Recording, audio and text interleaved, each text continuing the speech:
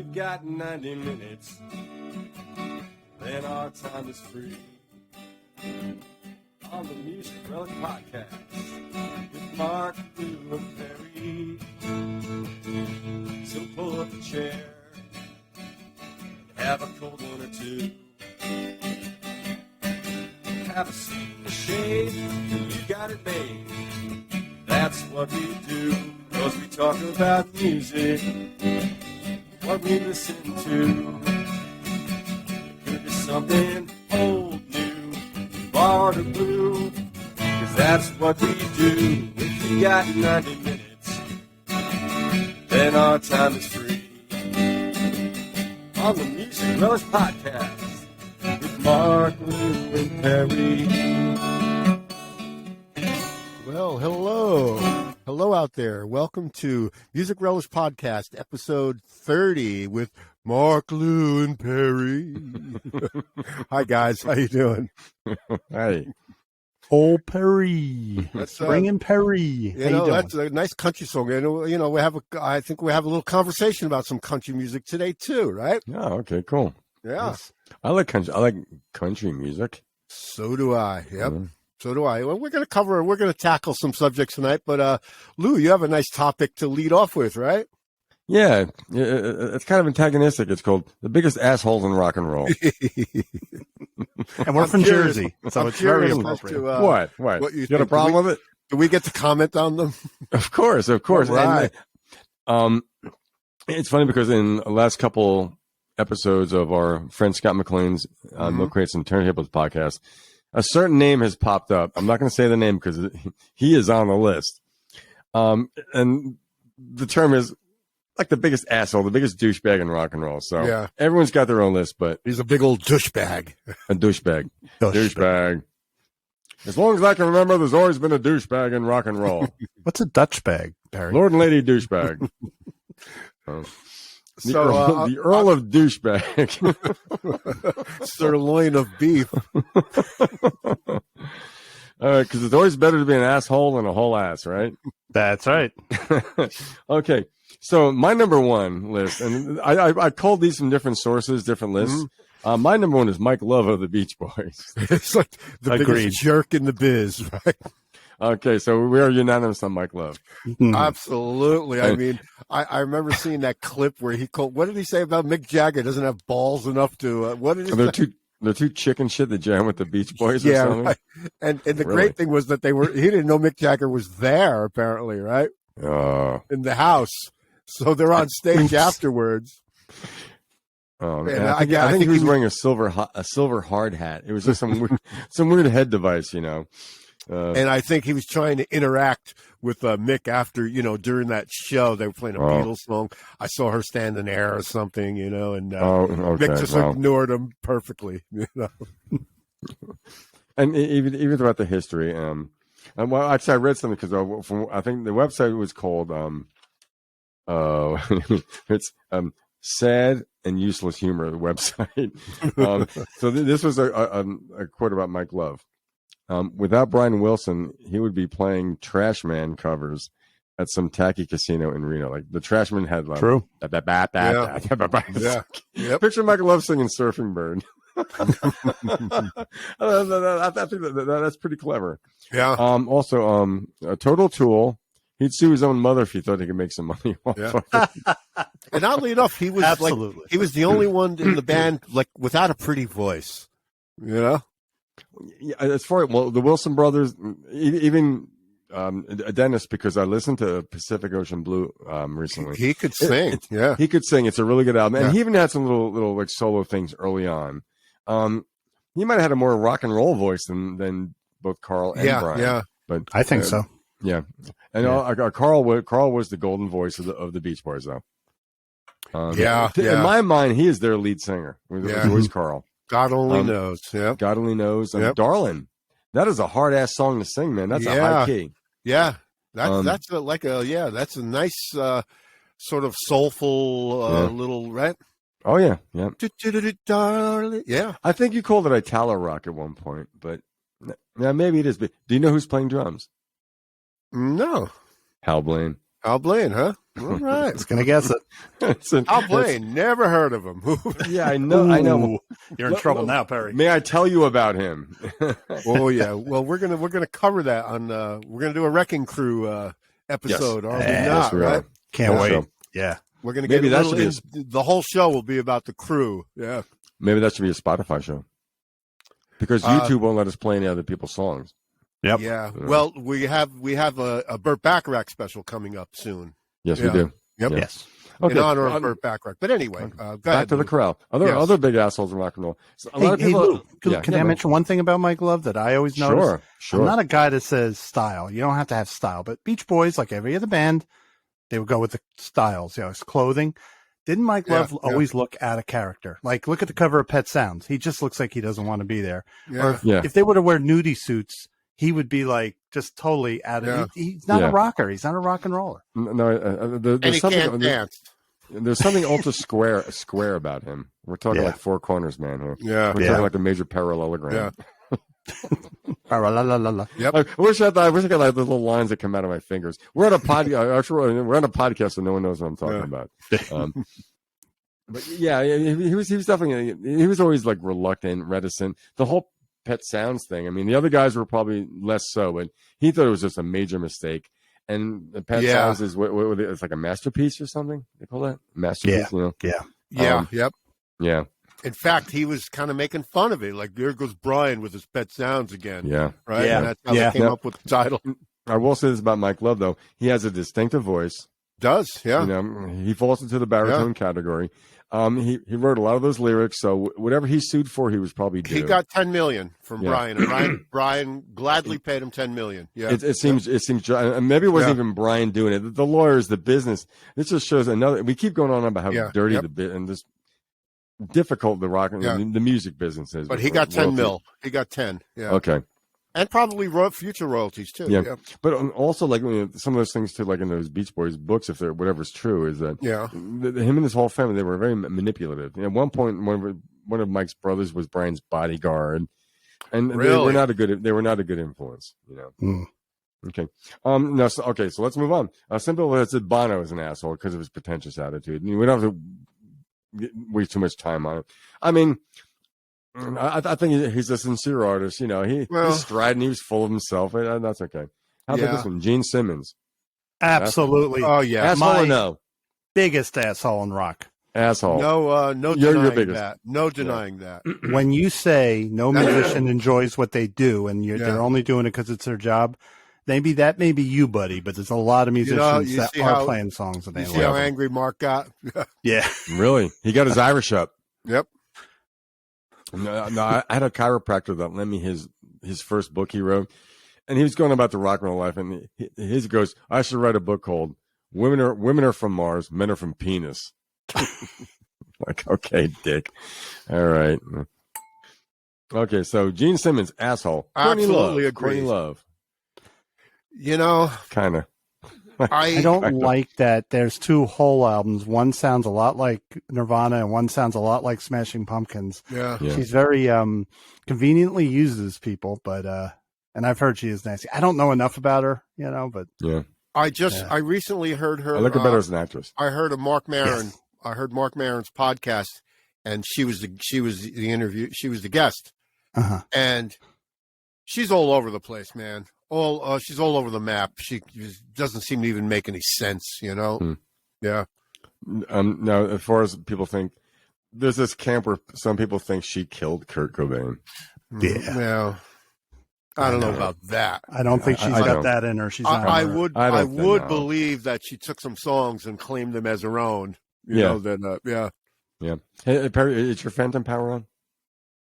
Yes, it is. All right, I moved away. Okay, how's that? Okay, that's fine. I was just wondering. There you go. Okay. So moving on. Billy Corgan.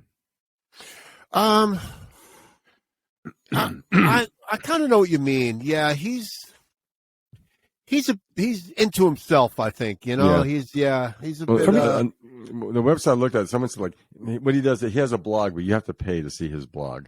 Oh, and I think he seems to be getting more points for being more pretentious than actually like maybe difficult to work with. I think. Yeah. Just like maybe a little, like you said, too full of yourself, and he straddles that line. It's hard not to be when you're a rock star. Sometimes he's a lovable nerd, and then other times he just puts me off. Like when he reformed Smashing Pumpkins, and everybody in the new band looks suspiciously like the former members. Come on, buddy. It's like.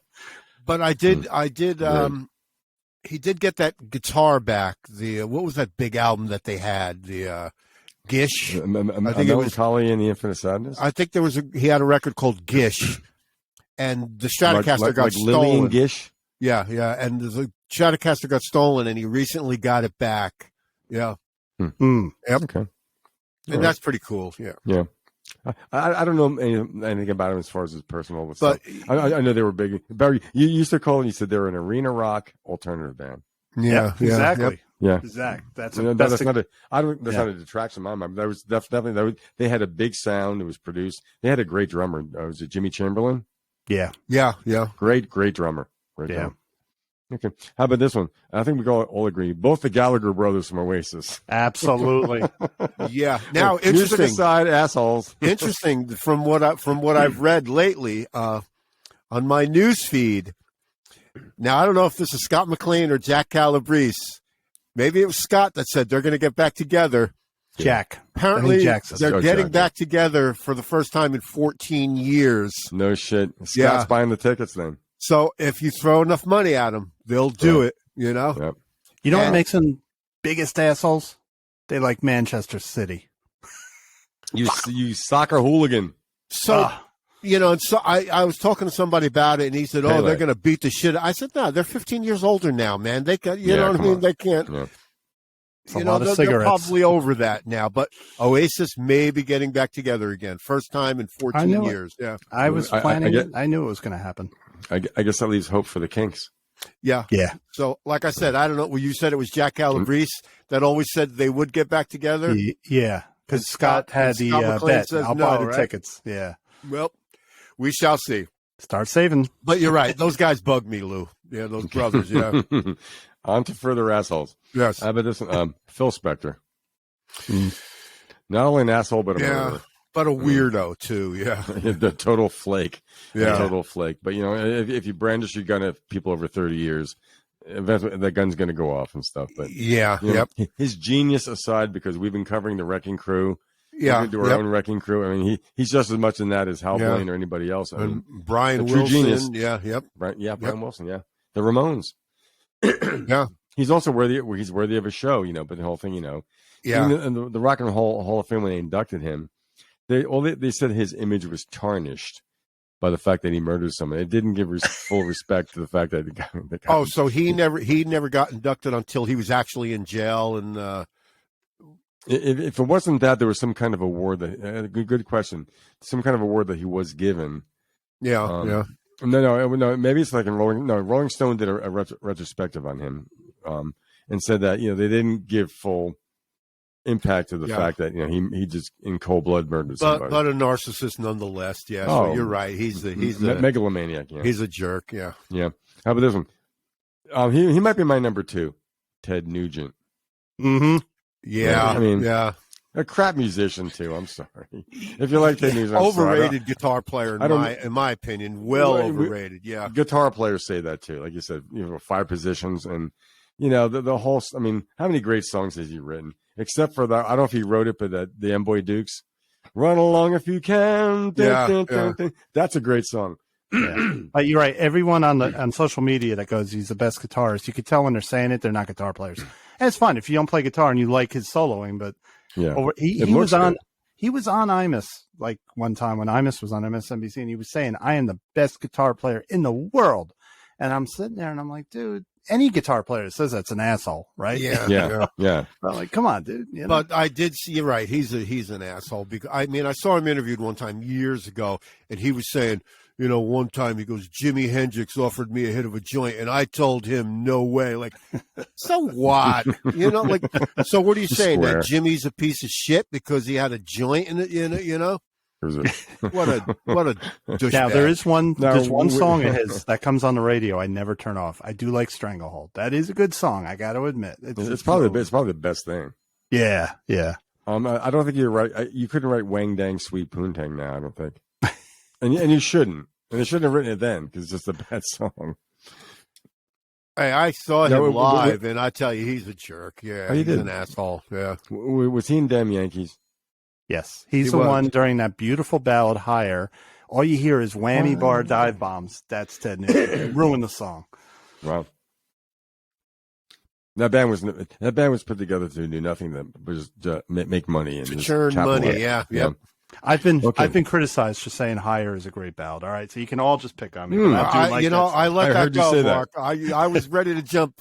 I was ready to jump because that is not a good song. But anyway, it's a Tommy Shaw classic. Yeah. Okay. Okay. How about this for asshole? And I'm not sure. Glenn Danzig. You know where he's from? Him. You know where he's from? Jersey. I think it's Lodi, New Jersey. I think it's Lodi, New Jersey. That makes him an asshole. Yeah. Oh. Now, Lodi stands for something. Well, I'm not going to say it here. It's an acronym. It's an acronym, yeah. I'm not going to say it either because I live. I live right nearby. That's right. I don't live there anymore. The quote was, "He thinks he's the devil, and apparently he's a real diva." Like he canceled the gig at the last minute. He didn't like the venue. And wasn't he going to be the lead singer of the Doors? Was that him? Like, did he get offered that? Was that him? Ian Astbury from Ian Astbury. Yeah. He might have wanted to do it. Yeah, but you're right. He's an idiot. He's a jerk. Mother. Yeah. Oh, I hate this. Yep. Okay, how about this one? This is like my number 3. Axl Rose. Oh, Axl Von Douchebag. Oh, what a douchebag! Come on, man. I mean, he's the worst thing about that friggin' band. I like the band. I never liked him. He ruined the band for a lot of people. Yeah, he ruined them with all his that. What makes all his antics. Here's what makes him an asshole to me. That whole story with Metallica when James Hetfield and it was relayed by the band. Hetfield got burned. They were at the Montreal Forum. They had to leave the stage, and all Axl had to do was put on a good show, and he walked off stage because of the mic or something. And like, a diva. And it started a riot. Yeah. Yep. And I never liked his voice. To me, it sounds like Curly from it's Curly from the Three Stooges. Yeah. Oh, I'm thinking Rosemary Clooney. That's one of the worst voices in rock and roll, man. Yeah. Now, he did personify that teenage bad boy thing. He's like the high school bad boy, Bad boy. He's a bad for boy. A lead singer, he's a good boy. For a lead singer, he moves stupid. He has stupid moves. A lot of them did. Who's that side who was with the mic move? Was that Brett Michaels or who did? It was like the Rockettes or something. Yeah. another asshole moment with him. Aerosmith's final stop of the Permanent Vacation tour, their big comeback. They were at Giant Stadium in New Jersey with Deep Purple, and Guns N' Roses were young then, and they filmed the second half of the Paradise City video at the show I was at. They came out, and a couple people didn't like him or something. They were just giving him the finger, and he's like telling the whole place, "Go home. If you don't like us, go the fuck home." And I'm like, "You're the opening band, shut the fuck up." The whole show, I was pretty close. I just had my middle fingers up. I remember. If he bothered me, rubbed me the wrong way. Yeah. I guess in the showbiz sense that if you make that kind of noise, I mean, he got attention from it, just like the Gallagher brothers, Liam. It's if you act that part, there's always going to be that role for someone to play in rock and roll. The snotty bad boy. Yeah, you just know he was taking limo rides everywhere too. You know that. Yeah. And I heard when the Gallaghers, he also canceled the tour because he was house shopping. Well, oh boy, excuse me. Excuse rock and roll. Yeah, really. Okay, how about so let's move further. I've heard bad things about Morrissey. Air conditioning. I'm trying to leave politics out of just about everything, but he's made some controversial comments. Apparently, he can be really nasty to former people. His reputation as a person maybe is not all that sterling, just based upon personality. This is kind of fluff, but it's like I haven't read enough. People. I haven't read enough about Morrissey. I really don't. Yeah. I mean, I really like a couple of songs. I love him as an artist. Yeah, sure. Of course. So do I. I heard he's a diva. If everything's not perfect, I have a go-to Morrissey song. It's like, every day feels like Sunday. Every day it feels like... It's a beautiful song, man. Sure. Yeah. And as far as... He can sing. I mean, I have read stories about like where if they sell meat at the venue, he won't play or something like that. Yeah. Well, the whole thing about likening eating meat to like a baby abortion, I'm like, okay, come on. I don't know. Yeah. But at the same time, when you have such compassion for animals, Yet sometimes your reputation for people is not quite the same. I think that's to me that's almost like a red flag for something where absolutely you value something that is. We can discuss whether animals have souls. Okay. As a whole. Dogs have souls. Anyway. Yes. So as far as Morrissey, well, yeah. Okay. How he about can be, this one? he can be a little. Both Eddie Van Halen and David Lee Roth. I'll take Eddie. I won't agree personally. I don't agree with the thing on Eddie because I think Eddie's problem is when he drank, he was an asshole. Yeah. But an otherwise, an asshole. Yeah, you're right. It's like cocaine; it brings out whatever you are. True. Well, I got to tell you, I've only read, and seen interviews with David Lee Roth, and he comes off as a real jerk. Eddie, I've never really seen, or even, I read an interview with him once, maybe that's it. But David is all over the place. He had like a nervous breakdown. Eddie, something happened to him in the '90s, and he changed. Like he was a shy guy when Roth was in the band, and I think that it was at some point he said, "No, it's me and Alex's band," and he took charge, and he ruined a good relationship with Sammy Hagar, though. And then those stories. But again, when he drank, he was just unbearable. Yeah, I think Eddie's thing was insecurity. And also a lot of pressure. Yes. But the thing was, I remember reading early interviews with them on tour where, David Lee Roth, those lyrics, they make sense in a lot of those early Van Halen songs, but it ain't Shakespeare, you know what I mean? Where Eddie was reinventing something. David Lee had the showbiz thing where it was a little more easy, I think, for him. Yeah. So when Eddie said David Lee would like bang on his door, hotel door, like 7 a.m, going, "I'm going roller skating in the park," and Eddie's been up all night drinking probably, but writing the next 3 albums, whatever. Yeah. And saying, we're not on the same wavelength. And David Lee Roth would say, "Well, you're not living your life right." Yeah. That's something it's hard to say to another person. Interesting that you said about wavelength because Mike Love, when Brian Wilson, the biggest asshole in rock and roll, you mean? Was doing Pet Sounds. He's like, "Come on, we got to do Cars and Girls, man. Cars and Girls." Yeah, exactly, dude. That's over, dude. That's right. Moving on. Yeah. So when Roth and Eddie were able to work it out, it was a good dichotomy. It worked because Roth was the showman. He got the band popular with his antics, and Eddie was there writing great music, but it was bound to just fizzle out, Yep. Okay. How about this one? Fred Durst from Limp Bizkit. Oh, yes. Ruined Woodstock, I think. I don't like that guy, man. I never did. Never did. Yeah. That whole period of like late 90s rock, I was not into it. What are they, like rap metal or something? Yeah. Mark's the young one of the bunch. What do you think? I don't know.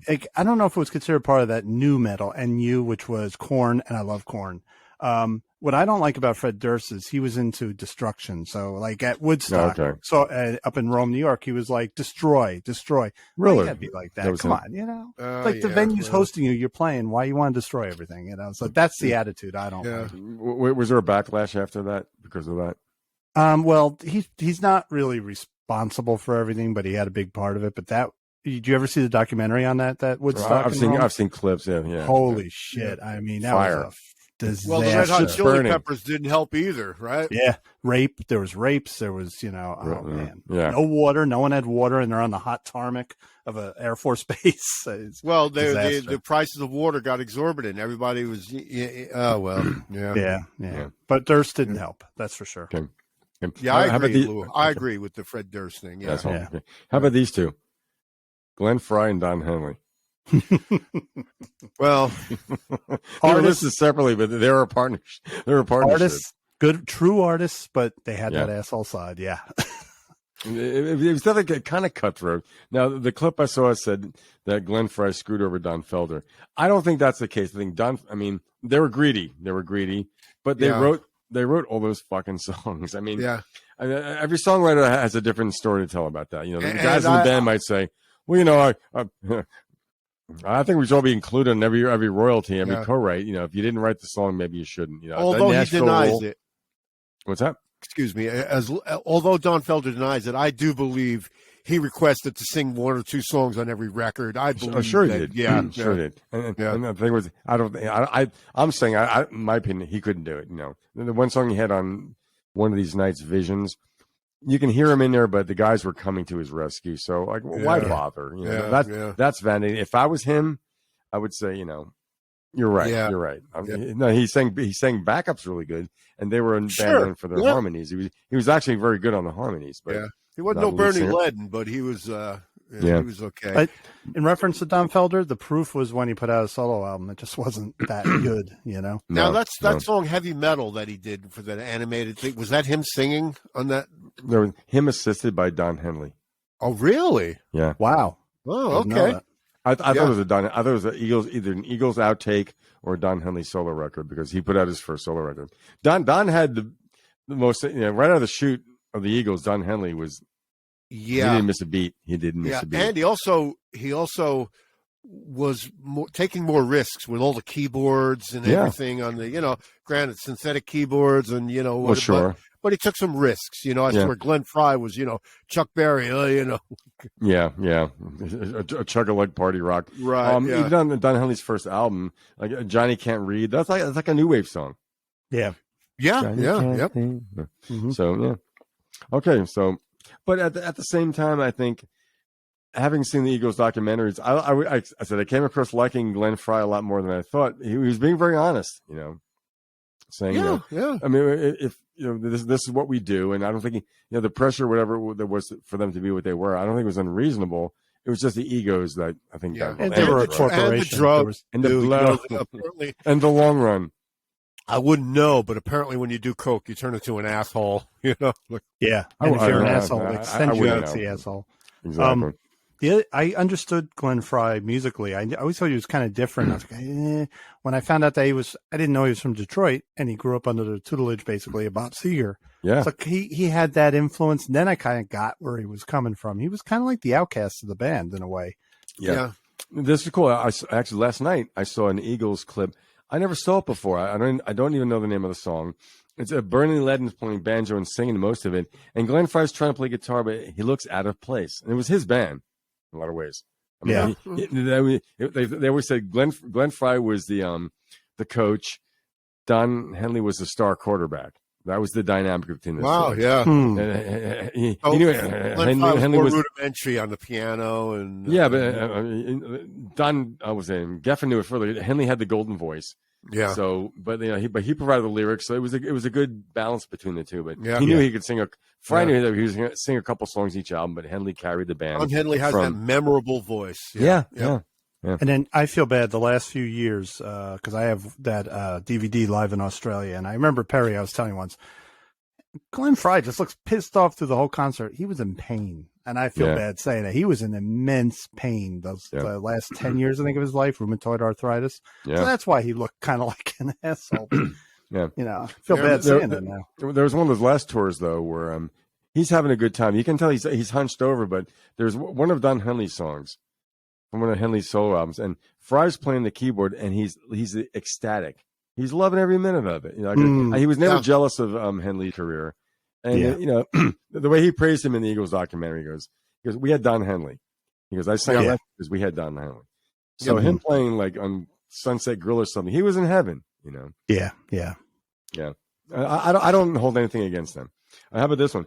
It's a idol of mine, Ginger Baker. Yes, lovable asshole. That guy was a rude son of a gun, man. Yeah, a little acerbic. Yeah, the guy punched this documentarian in the nose. No, he didn't play. He hit him in the face with a walking stick. Oh, that's what he did it across the car. Yeah, the guy was on the passenger side. Who's the Chad Smith is the drummer from the Red Hot Chili Peppers.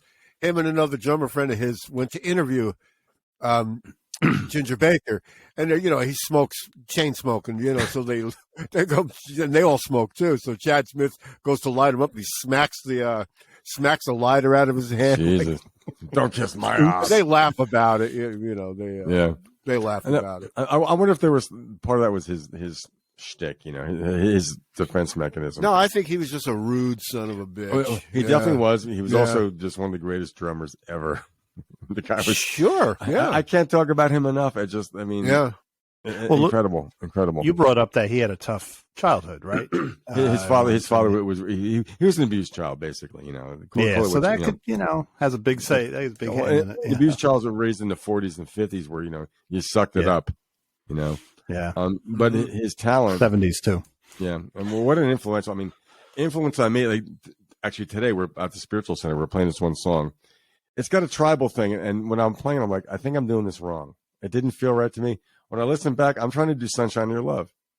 I'm trying to do like instead of boom, boom, I'm trying to, and like I said, it's pervasive. Neil Peart said, as a drummer and to other drummers, even if you never heard of Ginger Baker, you've been influenced by him. I mean, that's in there.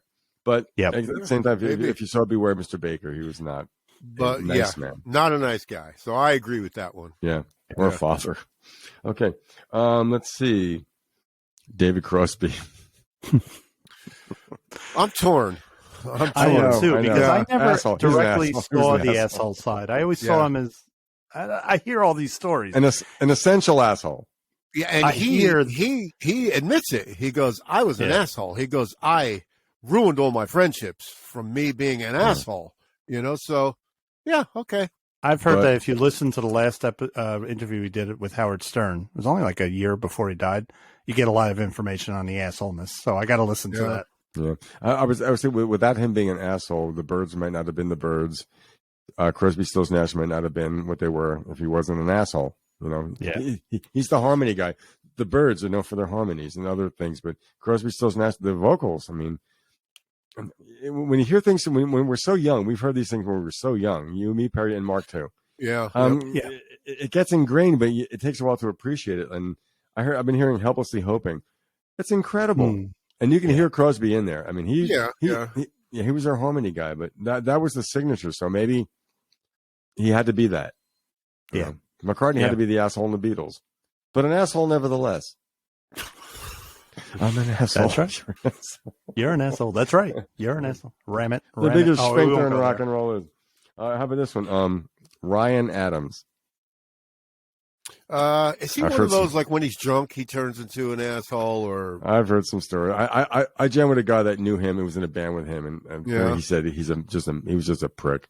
Really? Oh shit! Was he dark? Because I always had a darkness about him. I like Ryan Adams. I'm gonna have to pass. I'm gonna have to pass because I haven't read enough about him. I mean, I've heard some songs, but what's this group? Whiskey Town? Whiskey. Apparently, he was. It was.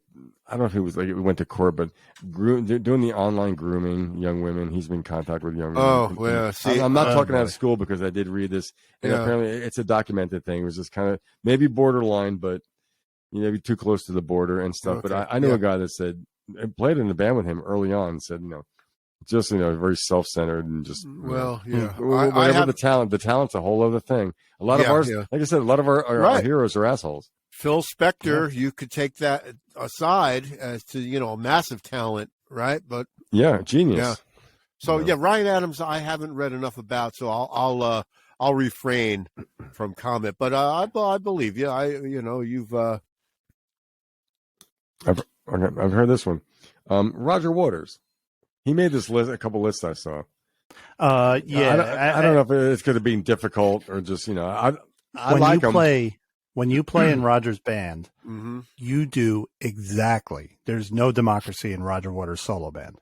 And it famously drove Eric Clapton to almost a nervous breakdown. He did the Pros and Cons of Hitchhiking tour. He said, "You think I was just riffing, playing guitar, but every solo," because basically that album is Eric's just soloing through the whole album, but Roger was telling Eric what to play, and he had to repeat that night after night. Yeah. I happened to talk through Facebook. You can comment with his current band, and God bless them because they do play the exact same show every night. They can do it, but it's like a Broadway play. So, but he's what do you call it? Heavy-handed. My way or not doesn't. So he's an arsehole. Yeah. Okay. Arsehole. A dictatorial. Yeah. And for the record, Roger Waters is my one of my favorites. Yes. Yeah. And I will admit he's in it. Yeah. Okay. How about this one? Lars Ulrich from Metallica. Oh God, I want to smack that toothpick out of his mouth, man. Had one of his own fans arrested. Yes, he did. That's for like drawing the Metallica logo and putting it on a social media site. Yeah, I was thinking of the downloading. He also had that fan. Really? Yeah. When he took a fan to court that drew a Metallica logo and put it on a social media site. You're kidding. Yeah. And also, he looks like one of those memes of those angry kitty, the angry cat face. Yeah, he had a fairly wealthy upbringing, in Denmark. He could have been a tennis wherever, pro. like, tennis courts and and all that. Yeah. What's his fine? I mean, I don't know. Which is fine too, but he's not that great a drummer. He no, really he's isn't. not. Yeah. He serves a purpose for what he does, but we're gonna go like down and we're gonna play some music and try and make it. I hate the way he talks. Yeah, I guess. Yeah. He's a serviceable project metal drummer. Like we're and making a project. It's like he and James Hetfield are like the Henley and Fry of Metallica. Yes. So yes. So they're gonna bump heads. They're gonna But I agree, man. I think he's an ass. Now, I think as far as the Napster controversy, and they sued Napster. If you look back at, all this, the streaming has hurt the artist. Absolutely. Yeah. I was torn on that whole thing because I understand from their point of view. What pissed me off was Metallica they were kind of like the Grateful Dead. They would allow fans to record at their shows, and they were known for being great. Like, you could record the stuff, trade it overnight. Now I see, though, I'm looking back and I'm like, yes, he saw that this could be like, it's going to hurt our album sales, and that's bread and butter to these artists. The bottom line, Metallica sells a shitload of albums. They sell a lot to this day. Their catalog moves, but with the downloading, so and the whole Napster thing, the fans were assholes. I am so sick of people thinking they can get everything for free on the web. Like, I just want to download it. It's like, I have a little segment later on about that kind of thing too. So okay. Yep. Okay.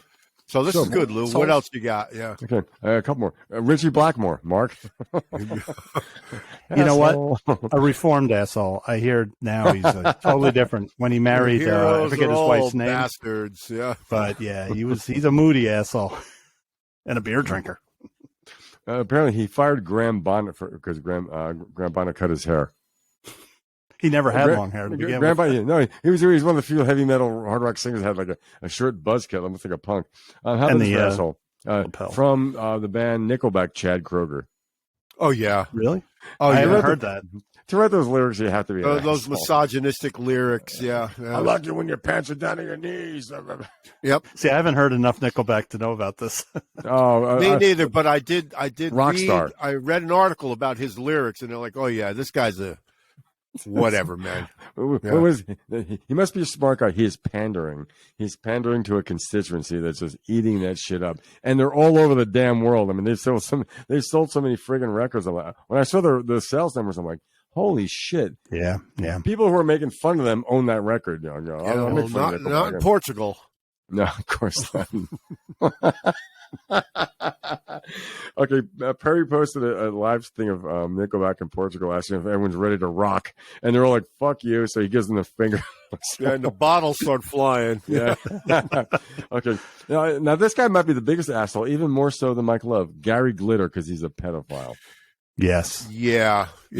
Let's not waste any more time. Gary Glitter. Yeah. Okay. Yeah. Dave Mustaine from Megadeth is apparently a little temperamental asshole too. Yeah. Yep. Okay. Got himself thrown out of Metallica. Okay. 3 more. John Lennon. He could be an asshole. Snarky. Wise ass. Wise ass. Sledgehammer wit. Yeah.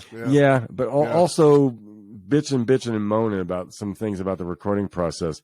Yeah, at the same time, you're like, say something when you're doing it. Bloody hell, Phil! Come on. Yeah. Well, or after the fact, saying I hate Sgt. Pepper and nothing. I didn't like anything about it. Yeah. Just speak up when you're doing it. There's an artist named Lily Allen. That's the only woman on the list. She's pretty current. I don't know. You had Courtney Love. You had Courtney Love. I had Courtney Love. Yes, but apparently this artist, she was like a post Britpop. She's like a MySpace sensation that became famous. But she was heckling Elton John at a concert, saying, "Your life is basically over, and I've just begun." And that's all I heard. But who knows? Yeah. And last on the list, Johnny Lydon from the Sex Pistols. Johnny Rotten. Legendary. Yes. Well, you know what? I feel sorry for the guy because he just lost his wife for 50 years to Alzheimer's. He nursed her. And I read an interview with him, and he says, I'm just going to stay with her and take care of her because she's not going to recognize me pretty soon, Yeah. And when he was Johnny Rotten, he was an asshole, but he did mature and got to be like a nicer guy, kind of like became a musician. He actually became Blackmore became nicer, and I think. But when he was Johnny Rotten, he was an asshole. Yeah. There's probably a lot of act to that as well. John Lydon is probably a nicer guy. Yeah. Good point, Mark. He transcended the genre too because Public Image Limited, Ginger Baker played it. I mean, that's pretty interesting to go from God Save the Queen to playing with the ultimate, what might be considered the ultimate dinosaur of rock. I mean, Ginger Baker, Cream. I mean, seriously. And Steve Vai played guitar on that album. That's Right. a lineup of musicians. Yeah, And a bunch of jazz drummers were on. A couple other, Omar Hakim, I think. Some other big jazz drummers on that album. Yeah. Good for him, you know? Okay. So that's as far as the assholes. But now we have a flip side of the coin. The nice guys and girls of rock and roll. I think this is the total sausage party of a list here, you know. But, you know, it's what it is. Okay, Dave Grohl apparently is the nicest guy in all rock and roll. Yes. He represents rock everywhere. He's almost like a national treasure. He's an ambassador. Yeah. A couple years ago, he was in Nashville, and a guy I work with was walking down the street with his wife and daughter. And Dave Grohl comes up the street, like in Biltmore Avenue, and sees his daughter and stops and goes, "Hey, how you doing?" And just doesn't ask for like recognition, just knowing he could do it because he's Dave Grohl, and he's probably feeling good about being Dave Grohl. Anyways, but apparently, like a good guy. He's the Keanu Reeves of rock and roll. There you go. Yeah. There you go. A hard rocker that's inoffensive. Okay, Alice Cooper. Mm-hmm. I've heard Vincent Fernaire, right? Yeah. Nice guy. Yep. Nice guy. I mean, especially on the golf course. Yeah, an avid golfer. Helping people, other musicians with addiction problems.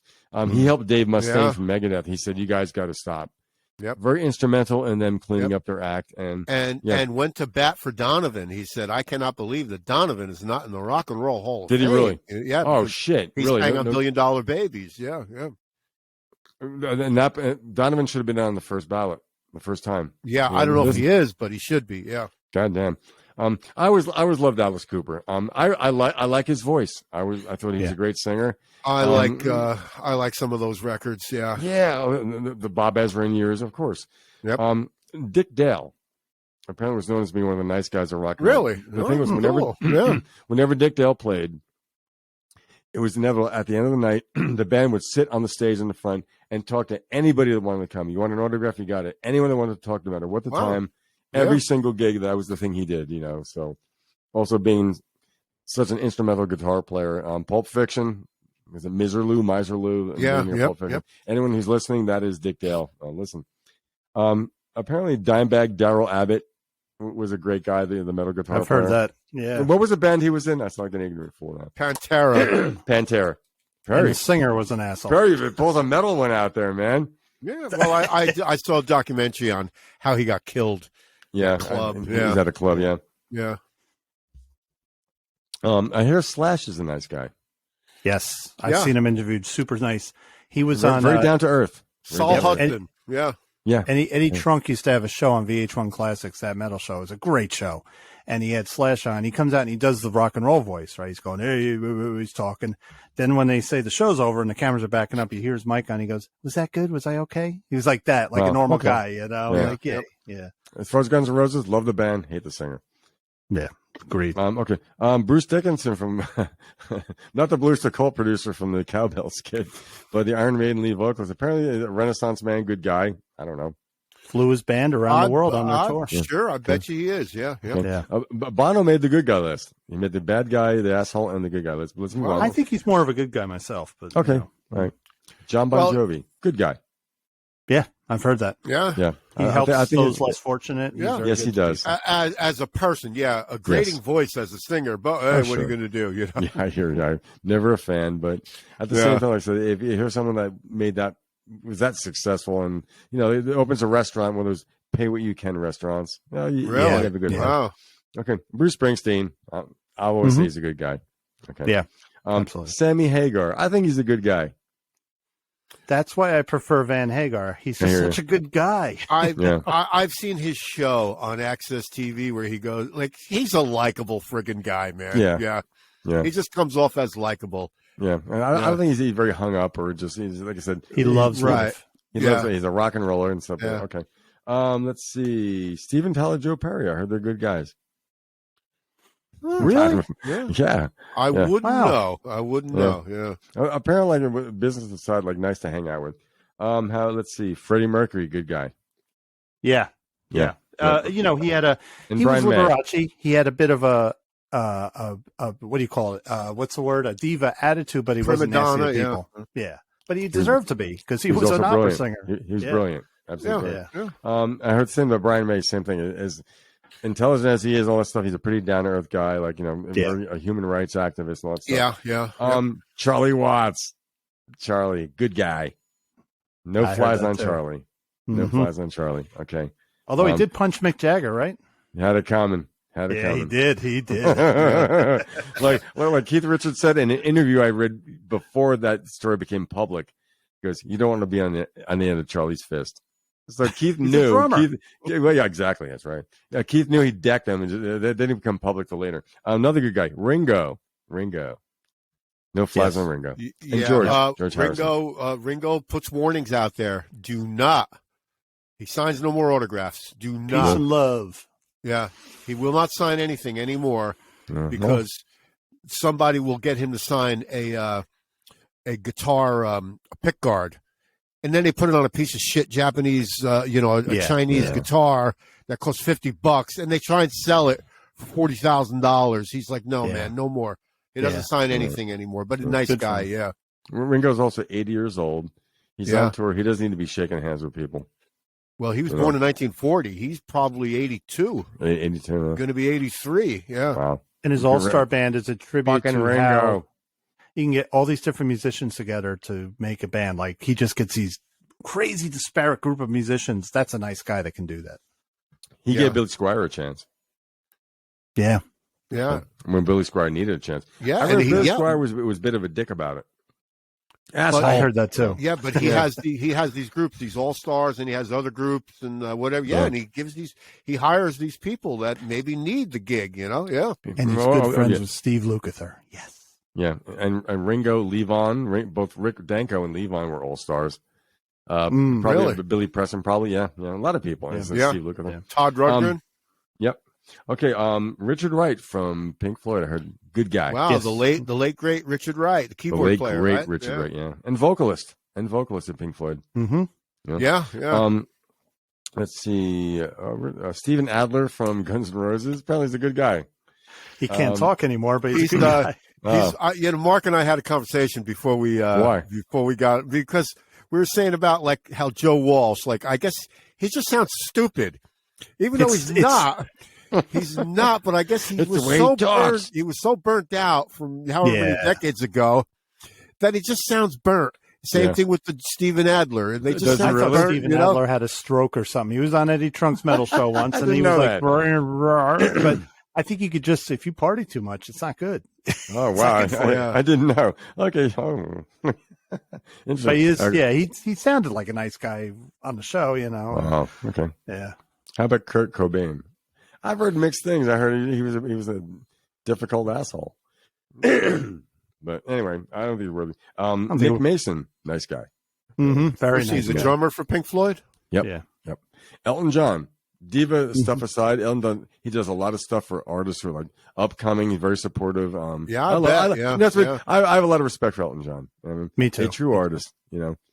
I'm somewhat of a fan. Like I find myself even some of those later day pop songs. I'm like, guess that's why they call it the blues. I'm like, in spite of myself, that's a really freaking catchy song. The melody's great. I don't know if that was a Bernie Taupin, right? I think it was. Well, Elton wrote the melodies and the music. So yep. Okay. Flea from the Red Hot Chili Peppers. Probably was a good guy. Yes. I'm glad you said that because I saw him interviewed, and he was talking about when him and Anthony met in school. He starts crying.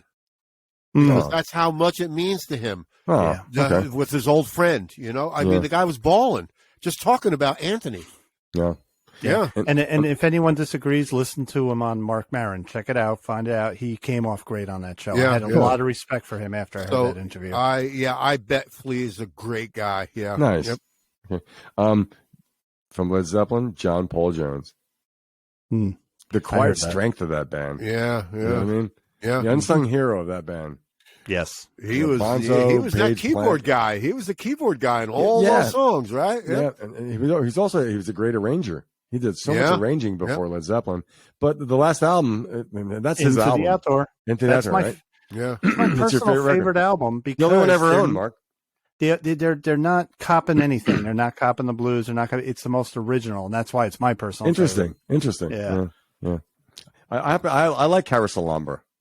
That's a great song. That's a prog tune, and it's fun to play. Really fun. Yeah. Yeah. Okay. I don't know if it's true or not. Billy Joe Armstrong from Green Day.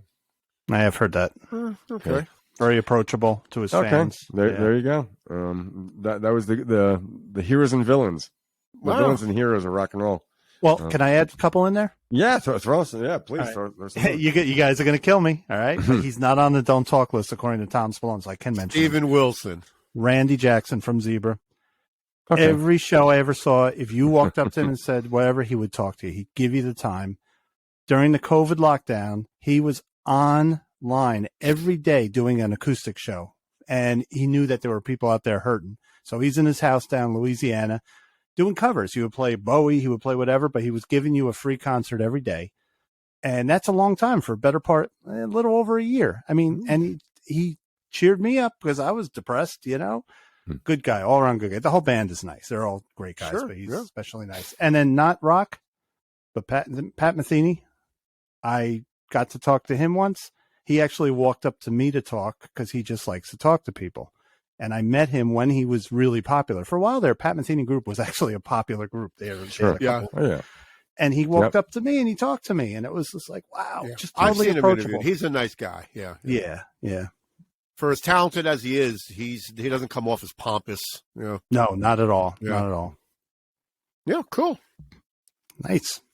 Max Weinberg from the E Street Band. Yeah, you're biased on that one. I am biased, but having you're right. Yeah, I'd say last time when I saw him at the show in Nashville, I was just like approachable. Just a nice man. A nice man. Yeah. Do you know who the producer Chris Thomas is, right? You've heard of the producer Chris Thomas, right? Big time. Yeah. Produced the Pretenders' first couple albums and produced a lot of people. He worked on the White Album with the Beatles. Really? Yeah, he wrote George Martin, and he was asking for a job. So George Martin hired him for Air, which was this company that George Martin and his partner started. And they didn't have the studio yet, but he still worked for him. So George Martin was going on holiday during the White Album sessions. And he told Chris Thomas, he said, make sure you're available for the Beatles. And he was. Chris Thomas actually produced about 4 or 5 songs on the White Album, produced them. Wow. Uncredited, though, because the credit went to George Martin. Right. But he actually, Chris Thomas arranged the horns on Savoy Truffle. Really? He arranged the horns on it and played the electric piano also. 2 of the best parts of that song. Yep. That's wild, man. Wow. Yeah, arranged by Chris Thomas. I've never heard that before. Wow. Yeah. Now, I have a few What's more, your too. source? Chris Thomas actually produced Continuing Story of Bungalow Bill, Birthday. He produced those. Wow. George was on holiday. Huh. But, of course, George gets the credit for it. Right. And he played harpsichord on Piggies and produced that. Yeah. Is he a keyboardist by trade? Yeah, sure. He's a musician. Yeah. Yep. Sure. Right. And he played the mellotron on Bungalow Bill. Wow. Hey, Bungalow Bill. Yep. And he also played the piano on It's Been a Long, Long, Long Time. Damn. Yeah. Huh. Wow. He produced about 4 or 5 tracks on the what? Actually produced them, but didn't get the credit because George Martin got the credit. Hopefully George was on he got holiday. paid handsomely. I don't know. Speaking of getting, go ahead, Lou. So if he was working on that, was he young? Is he? Oh, sure. By He the time was young. he made that, 1968, he was young. Yeah. You know something? 68 to 78 is 10 years. That's from 30 to 40. You know what I mean? Yeah. It's weird. Like, it seems like, is he 95 now? No, but so after that period of the late 60s, what happened? Well, he was a big producer. He became a producer. He's an engineer. They're all engineers and all that. But he produced the Pretenders. He produced many albums by many people. I looked at a discography of his, And it's, it just keeps going on. Elton John, Pretenders, and band, Right. all those kind of bands. And maybe I'm talking out my ass. Didn't he have an association with Island Records, or am I wrong on that? I always saw his name in connection. Probably did. So. Yeah. Oh, Sire, perhaps Sire. Sire. Yeah. Well, by the way, the guy who founded it just died. Seymour Stein. That's right. Yeah. That's right. Yeah. Sot Mitter sent me a thing about his dying. He signed the Replacements. He signed the Replacements, the Ramones, the Pretenders. Yeah. Yep. I heard his name. I didn't know that much about him, but he's definitely, they said, very, as far as the button-down music business, he's very eccentric. Yeah. These guys, these are the executives that are artists. Yeah. Ahmet Erdogan, guys like that, they're businessmen, but they're artists, because they've got the ears and the skills. But but the interesting Seymour thing, Chris Thomas created Blondie.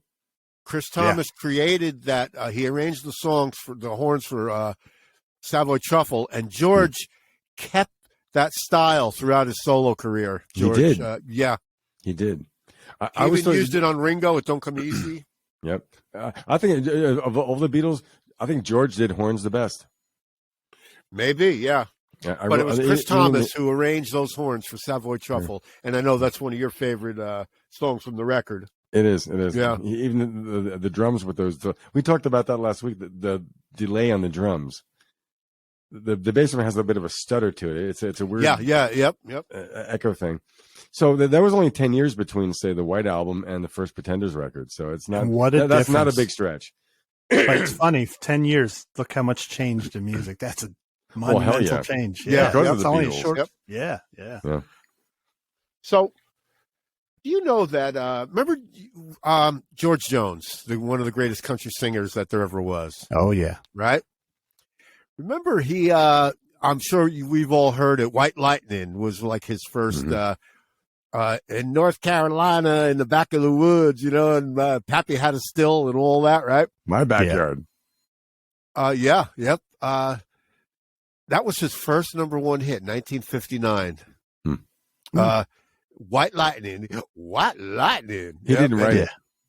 Big Bopper wrote it.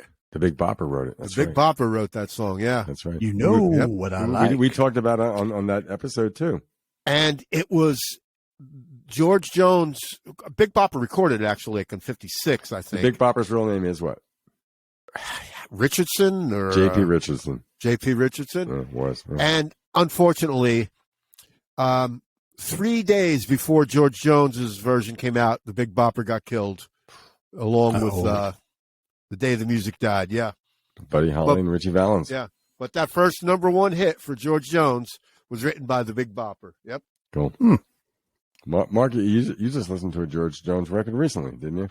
On the recommendation of one of Scott's friends at Barnyard. Yeah. Yeah, and I don't know George. These legendary country guys have a lot of albums out, and it's a duets album. A lot of the songs he duets with other people, but Keith Richards is on one song. And Keith comes in all musky and off key, and he sounds freaking phenomenal singing with George Jones. Keith did record with George Jones. Yep. Yeah.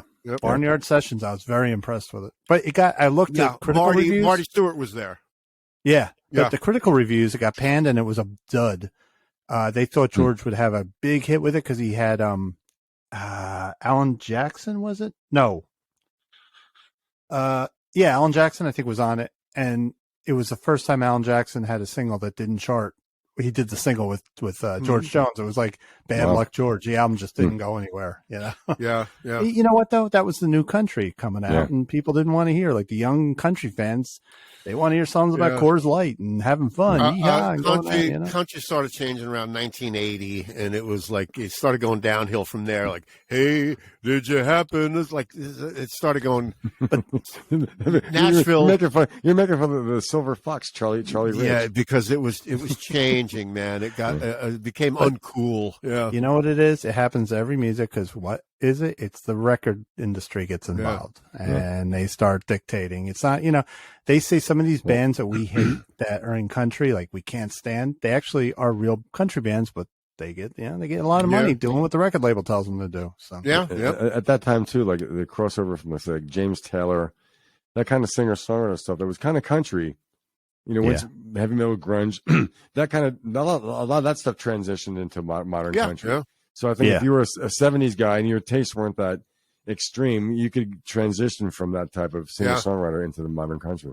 Yeah. But then you have guys like Brad Paisley adding rock and roll Telecaster twang into the whole thing, you know, and like I said, songs about trucks and Coors Light. And well, interesting.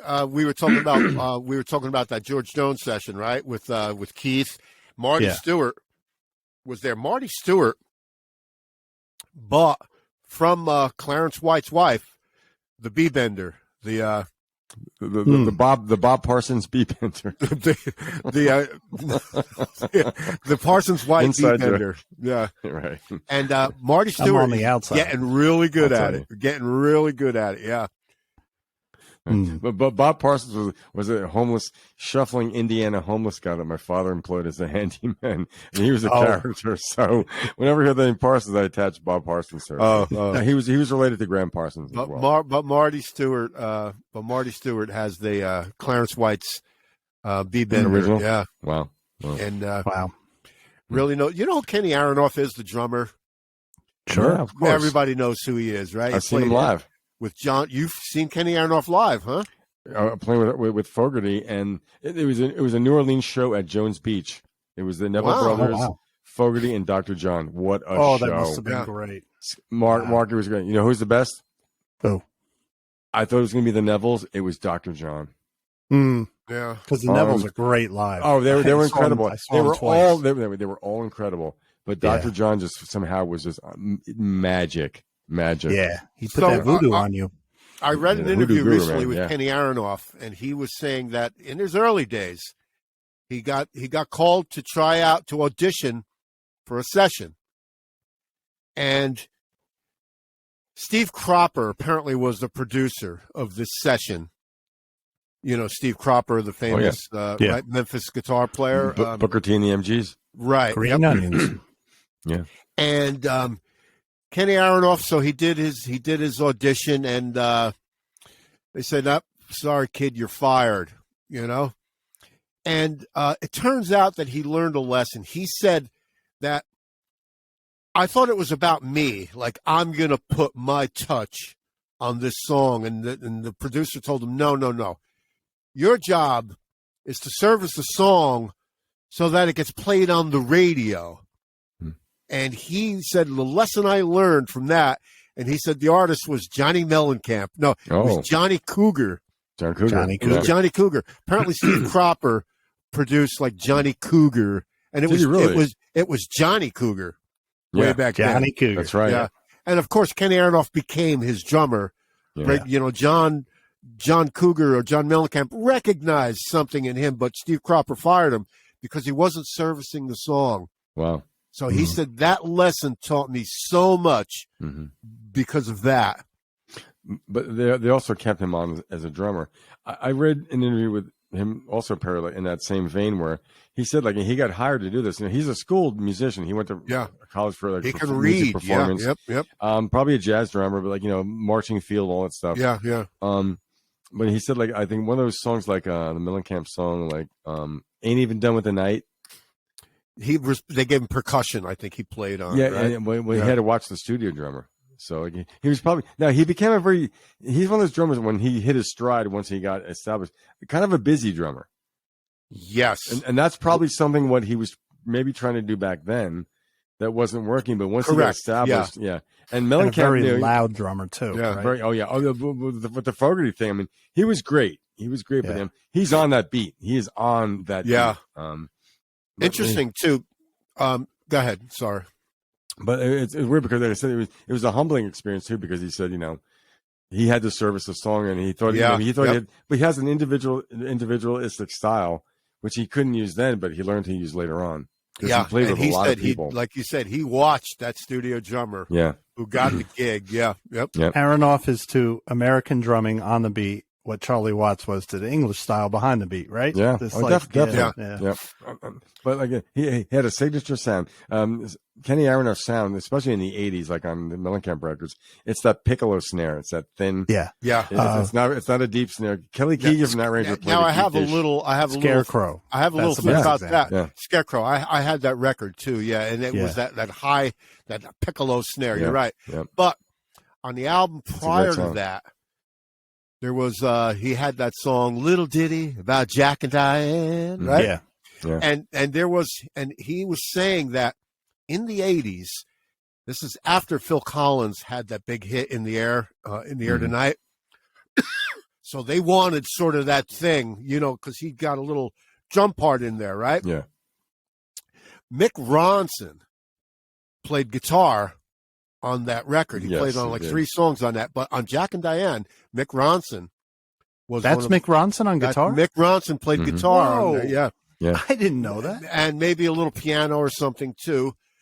And apparently it was Mick Ronson sang to John Mellencamp. He told him, he goes, "You should put some Baby Rattles on there." And John's like, "What the fuck are you talking about, man?" Baby Rattles, because he was thinking percussion, Yeah. And this is what John Mellencamp said, that Mick Ronson sang to him, "So let it rock, let it roll." Really? He created that part. Mick Ronson came up with that part. Wow.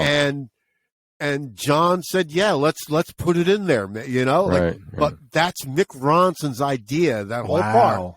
And then there was that Kenny Aronoff part that came in after that too, right? Yeah. With that, with that gated reverb, drum set, right? Yep. Yeah. And I think it's something that they all felt kind of weird about. Mellencamp said there was no way that song was going to be a hit. He had no idea, and I believe him. Yeah, I like him. Mick Ronson thought that it would be a hit. Yeah. Wow. So now, if that were me, I would give Mick Ronson a writing credit on that. I wonder if he does. Yeah, I don't know. I never actually checked it out. That's the whole part of the song that's different from the rest of it. It's yep. Yeah, I can't see you guys. Where'd you go? I was going to research it, but I was just saying if I left anything out. Yeah, but so anyway, go ahead, Mark. No, go ahead. No, you no. Didn't want to interrupt you. I found it interesting that Mick Ronson came up with that blows part my in the mind. middle. Yeah.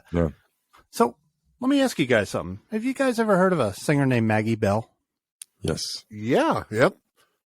I didn't. I knew her name, and I know where I heard it from. Rod Stewart. Every picture tells a story. That's how I knew her name. Oh, that's her singing on that? Yeah, every picture. And he calls her vocal on the album. She's credited as a vocal abrasives on that album. Wow.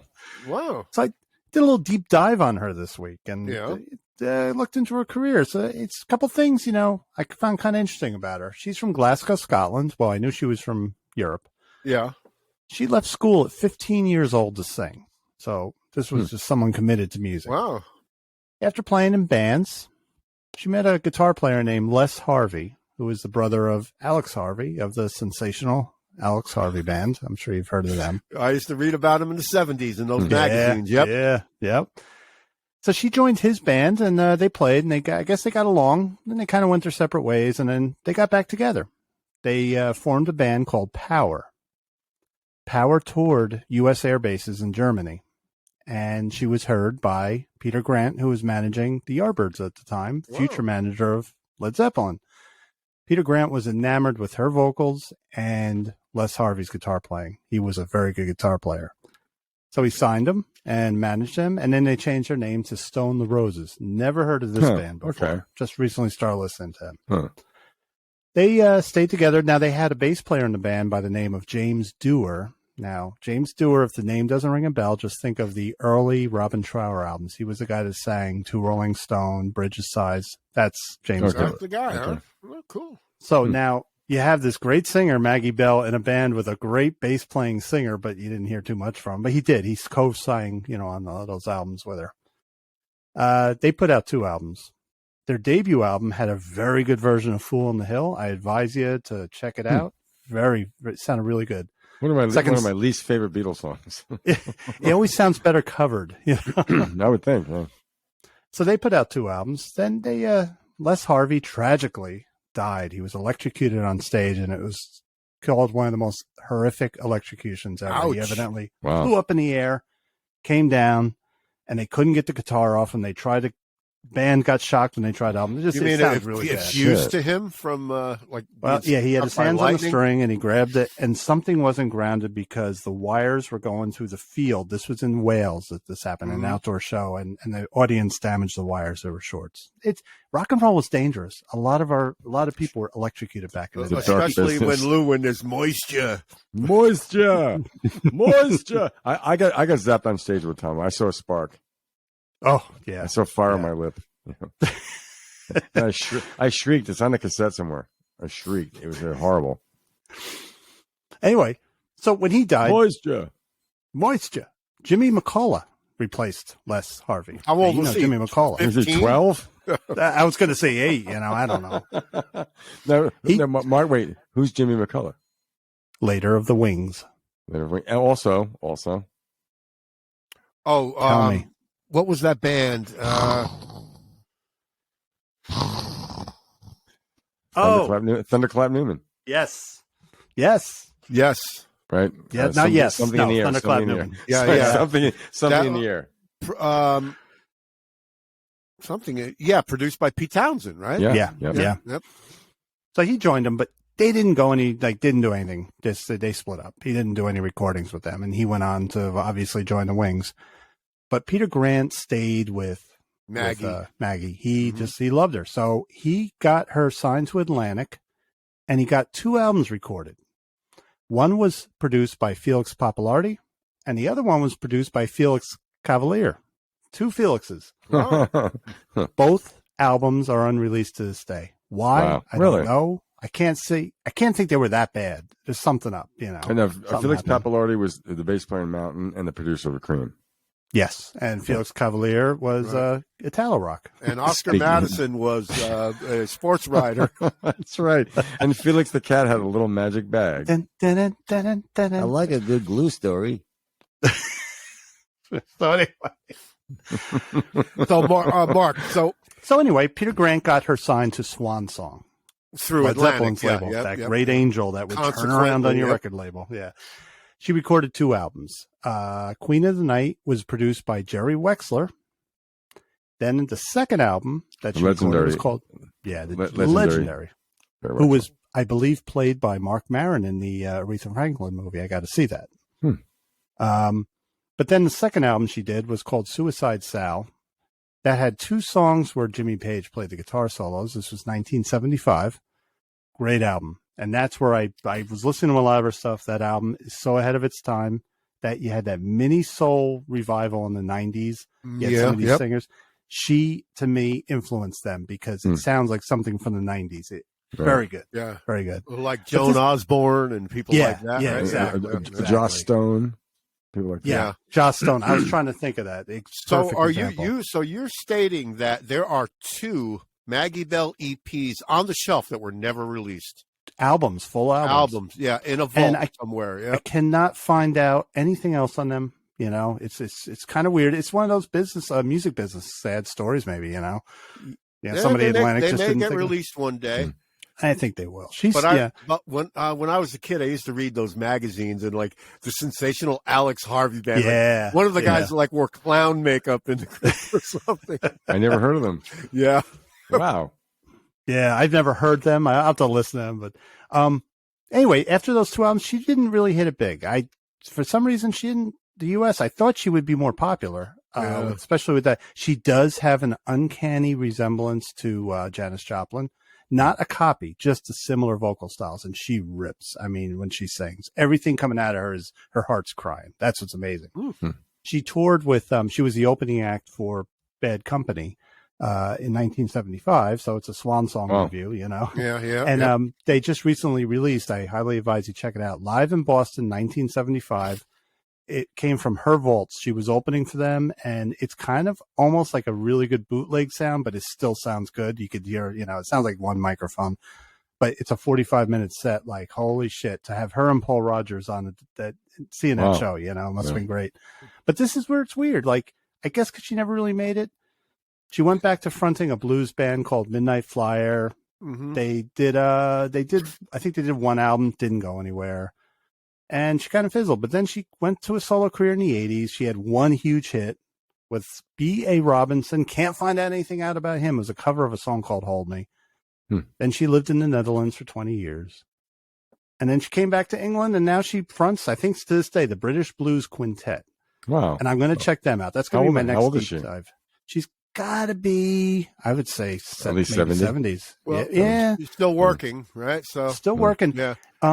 Just a strange story about, you don't make it, but she kept working. Now, what she did in the Netherlands for 20 years, who knows? I don't know. Maybe she was hawking vitamins. I don't know. I'm curious about those Selling two hashish. unreleased LPs, though. That's With two big curious. names. Yeah. Yeah. But why weren't they released? Whenever someone records something or something, there has to be an issue. Like if it's viable, they'll release Maybe it. they didn't see a commercial viability. Yeah. Maybe. Yeah. Yep. No, That's my big question. What happened? You know. yeah. So. Margie said she's the backup vocalist, and every picture tells a story by Rod Stewart, though. Yeah. So, And so the we whole all album. we all know that voice. Oh yeah. Yeah. And that's why Rod Stewart called it Vocal Abrasives by Yeah. Maggie Bell. Every picture tells a story, don't it? Yeah. But if you want to hear, is that Kenny Jones on drums?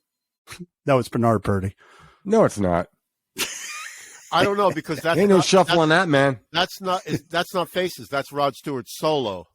But he used the faces on a lot of his solo Yeah. albums. I think he did. Yeah, Could be, He might yeah. have. There was a guy named Martin. Could be Woody. Something. Right?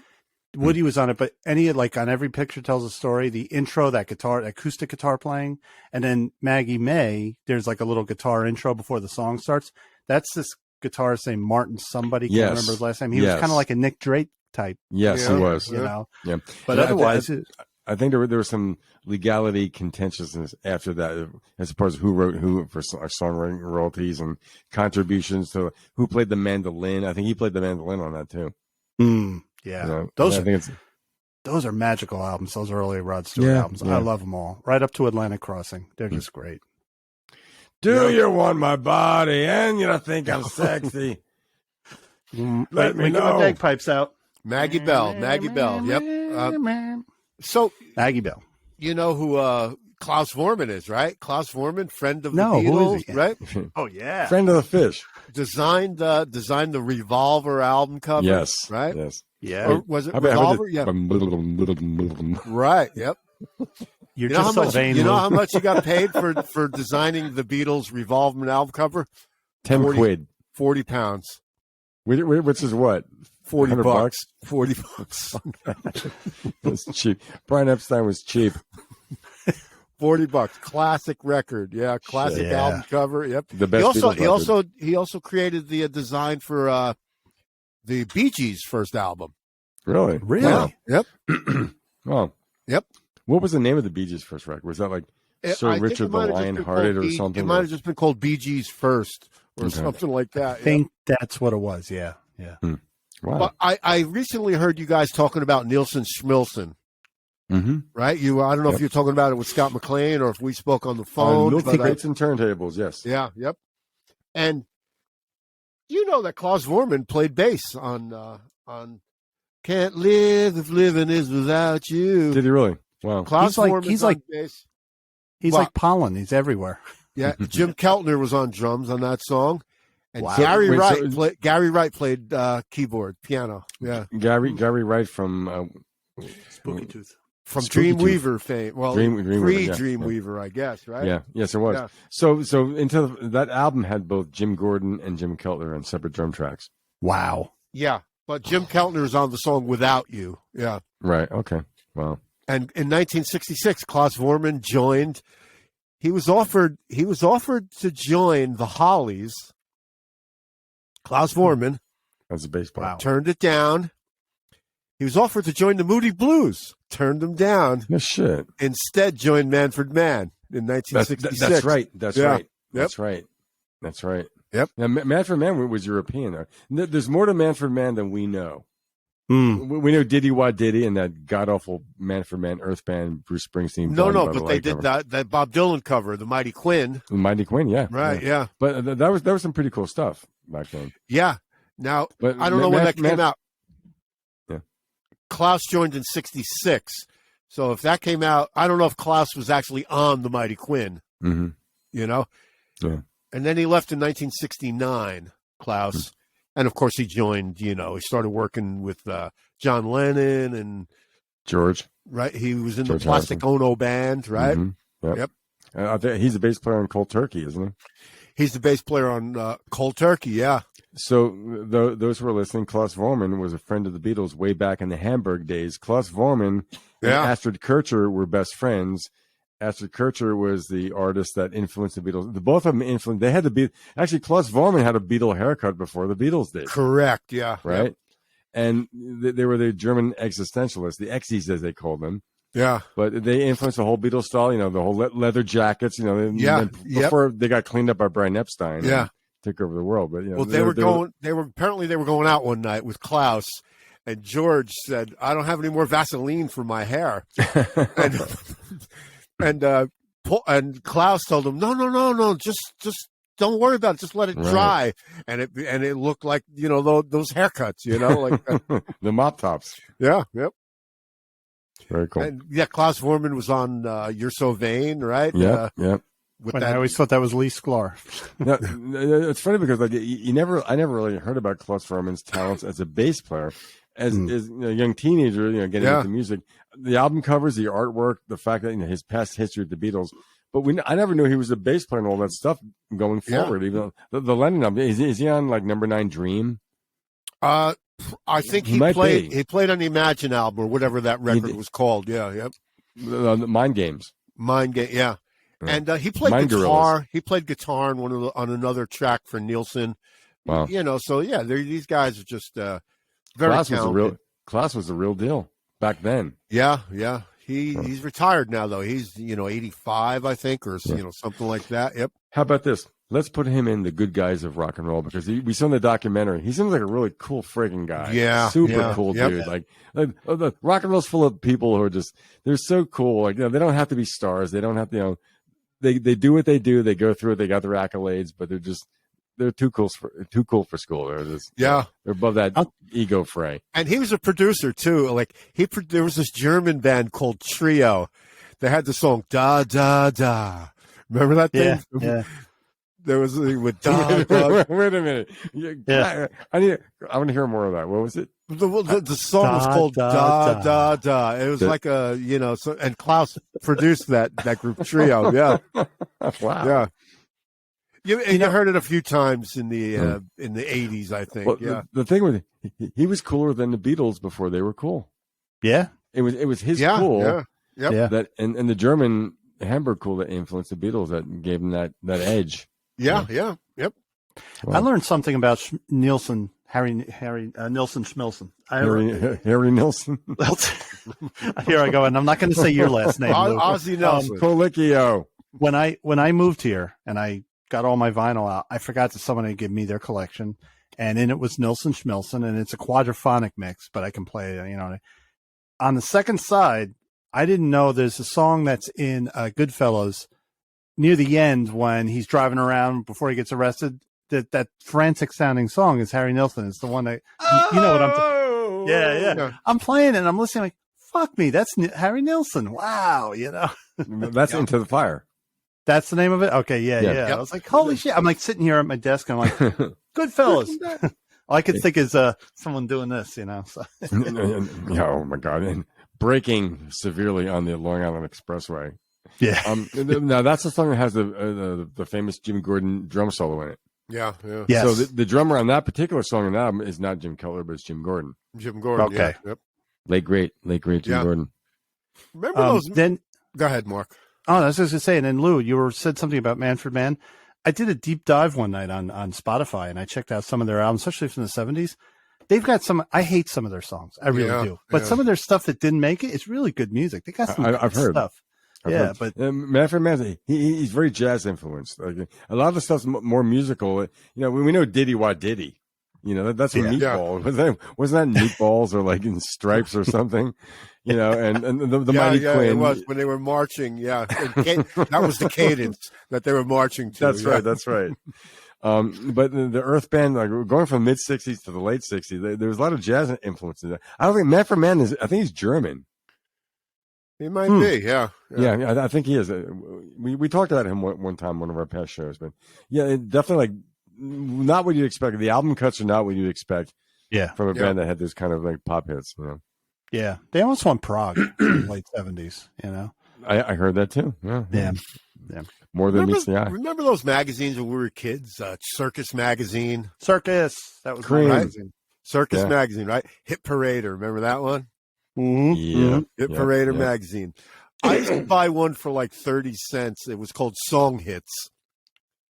And they would have the lyrics. Alley. They would have the lyrics to like Proud Mary. And, they would just. Wow. Yeah, it was a pretty cool magazine. It was called Song Hits. Yep. That's a good thing for an aspiring musician to read lyrics. That's something. My father used to buy sheet music when he was a kid in the 30s because they had the lyrics to songs that he liked. Uh-huh. So that's almost like that. That's almost like an extension of that old publishing thing. Where, people had pianos. Every household had a piano, right? Yeah, yeah. Didn't someone's auntie play the piano? That's it. If you wanted to hear your favorite song, you would buy the sheet music, come home and play it yourself. Yeah. Isn't that amazing? That sounds like an extension of that. There was another magazine. Remember this one? Rock Scene. Remember that one? No. Really? Rock Scene I'm much magazine. too young. Yeah. No, they were around. And then, of course, there was another one just called Rock. Yeah. Where'd you get these? And then there was, of course, Rolling Stone used to be a decent magazine, right? A Cream, Crawdaddy. Cream is back, by the way. You know what? Cream is back. They're publishing again. Cream magazine is back, yeah? Yeah. I loved Cream magazine. I never read it. I like the parodies they had. They had a picture of REM in the early days, and it was a picture of Michael Stipe, and it said, "If I should die, would it be a Stipe end?" Now, here's a magazine that I used to buy all the time. I don't know if you ever heard of it. It's called Trouser Press. I've heard of it. Yeah. Trouser Press. They used to put flexi discs. They used to put flexi discs in the magazine. Oh, I love flexi discs. Yeah. Yep. And I had a couple of years worth of this, Lou. And guess who I gave them to? A friend of ours whose nickname was the Governor. His name was Walter. I gave him all my Trouser Press magazines. Did you really? Yeah. Because I was moving and I couldn't carry them around anymore. And I know he was a collector. No less name. Walter, a.k.a. the Governor. The Governor, was a big blues rock aficionado. Yeah, yep. He liked Walter Trout. And I have another magazine that perhaps you remember, Spin Magazine. Oh, of course, Spin. Right? Oh, yeah. Yeah, of course. That was owned by like a pornographer or something, right? It was Bob Guccione Jr. Bob Guccione Jr. His father was a pornographer, right? His father, a penthouse. Yeah. There's a Guns N' Roses song where Axl just yells, gets it off his chest, and about everyone that he hates, and it's called In the Ring, and he goes, and Bob Guccione Jr. and Spin, what's the matter? You don't get as much pee as your father did, I have a Bob Guccione Jr. story. Oh, yeah? What is it? This girl I was dating in the early 80s. One time we went out like separate boys' night, girls' night. So I couldn't find her the next day. She turned up. She goes, what happened? She goes, I was at a party at Bob Guccione Jr.'s house. I'm like, oh, no. His father's the publisher of Penthouse. And like, I don't want to know. You have a whore living in your building. Janice Rossi. Oh, and of course, there's the British magazines, Mojo. Yep. NME. Can we backtrack a second? Yeah. Spin was the hip magazine having the late 80s on. Cool, yeah. Right. When Rolling Stone was uncool. Spin. Yes. Was cool. Yep. Yeah. When Rolling Stone became very mainstream, Spin was like the kind of edgier one. Yeah. Now, if you were like a long hair, meaning an old a musician, a serious musician. Musician magazine was the one. Oh yeah, I think Vic Garbarini. Yeah, yep. Musician magazine loves Sting. A ding ding. Yes. Really. Yeah. Oh yeah. He was the link, between jazz and. That's right, Mark. That's right. Yeah. Dream of the Blue Turtles. So I always bought Circus. For some reason, Circus. I guess it was just 7-Eleven in Hillsdale had it. Circus and Rolling Stone. I bought and a Slurpee. Yeah. And then I used to get on, talk about sugar high. Then I would buy, it was always on import, Kerrang magazine. They were the big hard rock, heavy metal. Really? They kind of helped break Twisted Sister. Europe? England, just England. Yeah. And I think it's still being published, but I learned about Metallica from Kerrang magazine. It was because of Kerrang magazine I heard about Ride the Lightning and I went right down to, I bought it from England. Why? I don't know. I couldn't get to, but I got Ride the Lightning on Megaforce, but printed in England, that Things from England. I don't know if you guys ever heard of that. That was in Cliffside Park. So Kerrang was a big part of my youth. Okay. Do you know, you got something, Lou? No. I will. Hey, Perry. So something just came to mind I want to bring up. Lou's on LinkedIn trying to get a date. I don't get it. That's how he gets his dates. Don't. It's a joke. It's a bad joke I made. So you know the certification in the United States for gold record, platinum record. And do you know the numbers? I do. A gold record is still in the U.S. 500,000 copies is a gold record. Not a million. Not a million. A million. I thought it was a million at one point. A million is platinum. Okay. A million is I think maybe decades and decades ago, gold might have been a million. But gold in the U.S. is 500,000 copies, gold record. Million copies is platinum. 10 million copies is diamond. It's a diamond record. What? Yeah. How many? 10 million. All right. What so albums? Thriller is a diamond record, you know? Yeah. Or, 10 times platinum, whatever they want to, Yeah. That's big money. But now, in the UK, if you sell 60,000 copies in the UK, that's a silver record. Really? In the UK. It's like the Olympics now. What's bronze? Well, if you sell 100,000 copies of a record in the UK, that's gold record. 100,000. Because it's a smaller population. Smaller population. Yeah. Population. Yep. Well, and that sounds like lowered expectations. So the thing is, go to another country and become successful. Yeah, maybe that's why they all want to come to America. Yeah. That's why you only do a 2-week tour of England. And in England, if you sell 300,000 copies, it's a platinum record. Yeah. And they also have a category for singles too. 200,000 is silver, 400,000 is gold, 600,000 is platinum, or is platinum in the UK. Yeah, it's even lower in some other countries too. Yeah. Even lower. And somehow now they have to incorporate downloads. Well, here, Canada, for instance, right? 40,000 copies of a record in Canada is a gold record. 40,000. I love Canada. Yeah. Every Rush album before it was released was gold. Gold, yeah. Considering we're impossible here. We're just impossible. Well, considering more people live in California than in the whole country of Canada. Sure. Yeah. Good. Yeah. In Canada, $80,000 is platinum. And dollars? And 800,000 copies of diamond record. Yep. Wow. Yeah. Now that's like you never hear about diamond selling records. You never hear about anything except I think they just call them 10 times platinum or whatever. Yeah. I think that makes more sense that some kind of industry trade show where your band's incorporated. Whatever. Yep. Pension you get from some society. Yep. Who knows? Yeah. Now France has their own designation. 50,000 copies in France is a gold record with cheese. 100 Royale with cheese. 100,000 copies is platinum, and 500,000 is whatever. But since 2013 in the United States and 2014 in the UK and Germany, they started counting streaming. Yeah. So 150 downloads of a song or a record counts as one unit sale. A free download is considered 150,000. Rather, 150 downloads counts as one album. Yeah. I think it's like people that buy on Apple Music, you can actually purchase an album, or Amazon, you can actually purchase the MP3. I think that's what they're referring to. Yeah. Hopefully. And since 2016, the RIAA, which is what the Recording Industry Association of America or something, right? They started including on-demand audio. I'm not sure what that means. Is that like Spotify. Amazon and Spotify? Yeah. And also video streaming, too. They started counting that. Yep.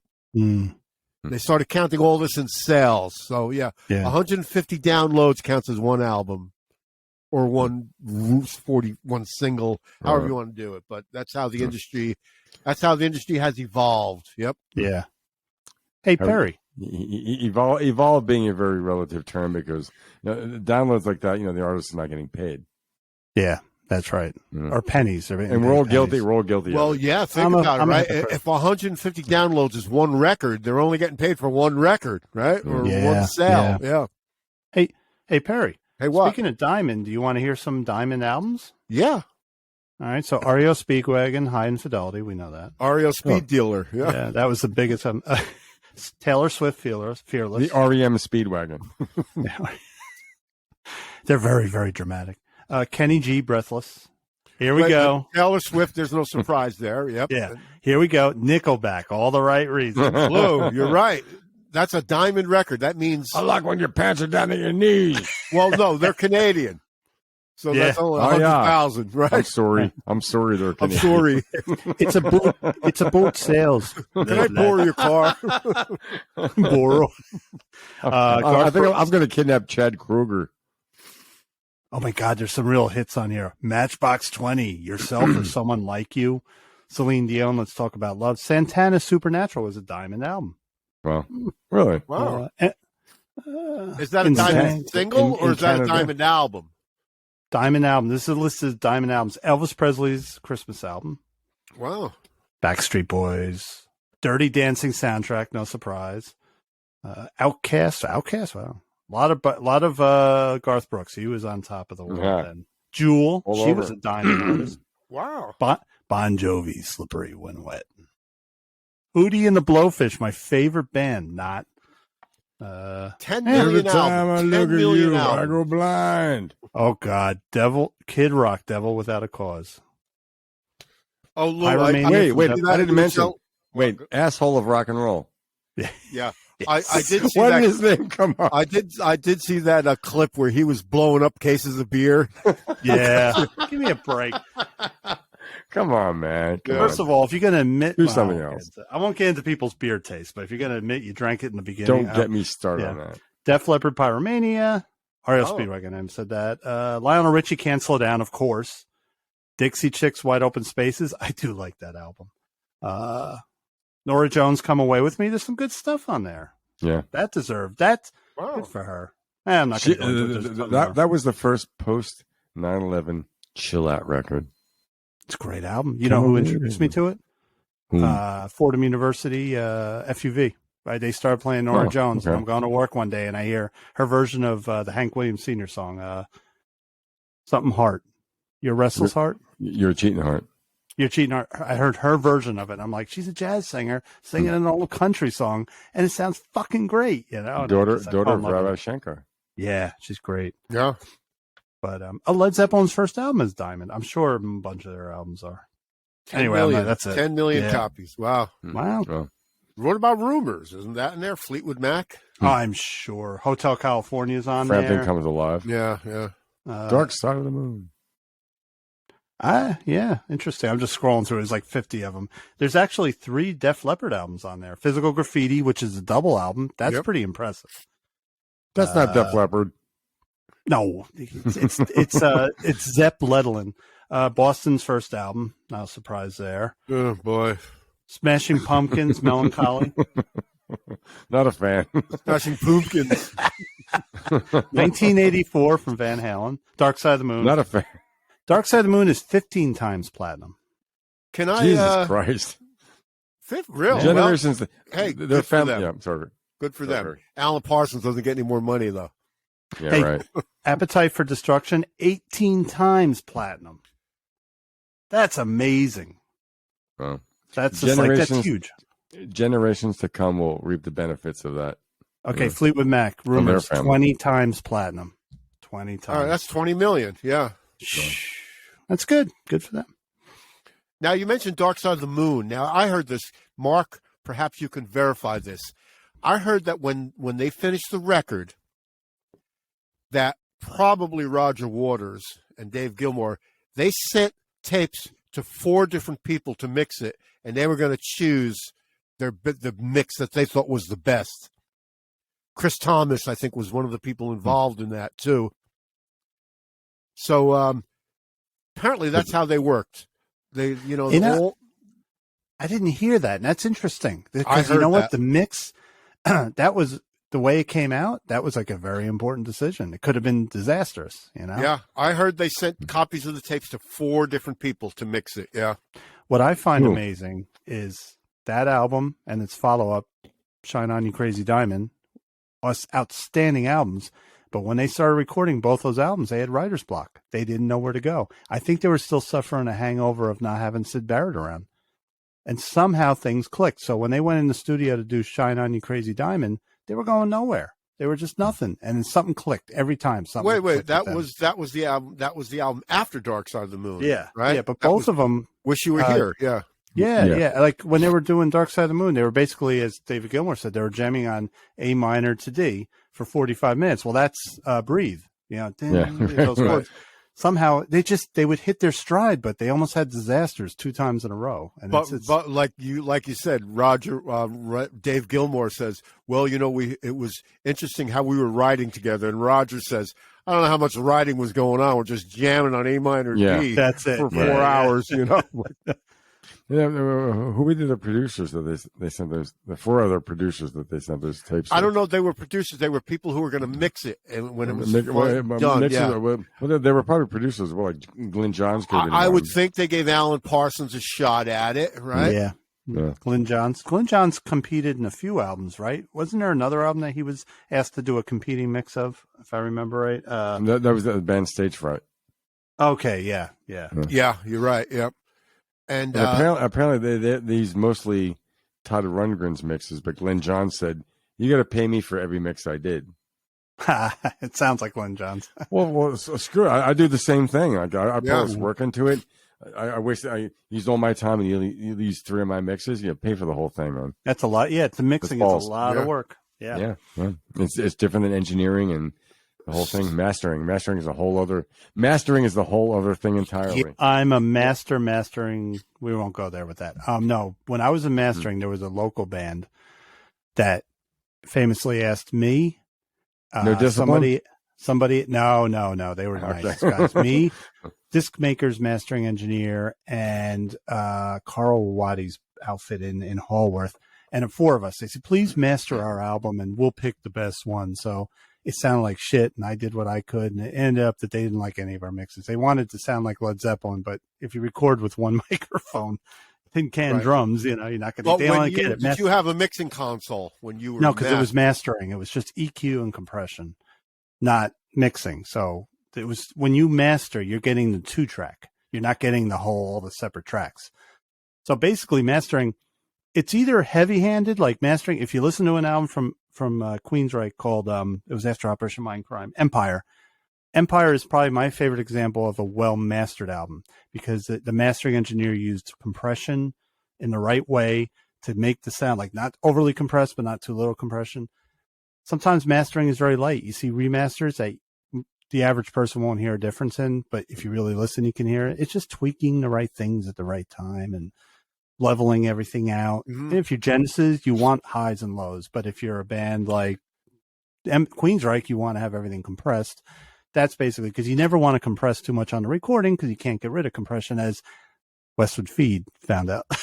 No, but I mean, there's guys like Bob Ludwig who master, but they have their own studio. He is in Maine or something with they have these giant consoles that they master on, but they're mastering like from the master tapes. Yeah, right? Well, there's still 2-track. You would never send a mastering engineer the multi-tracks because then you're mixing, and Bob Ludwig would then be listed as the mixing and mastering.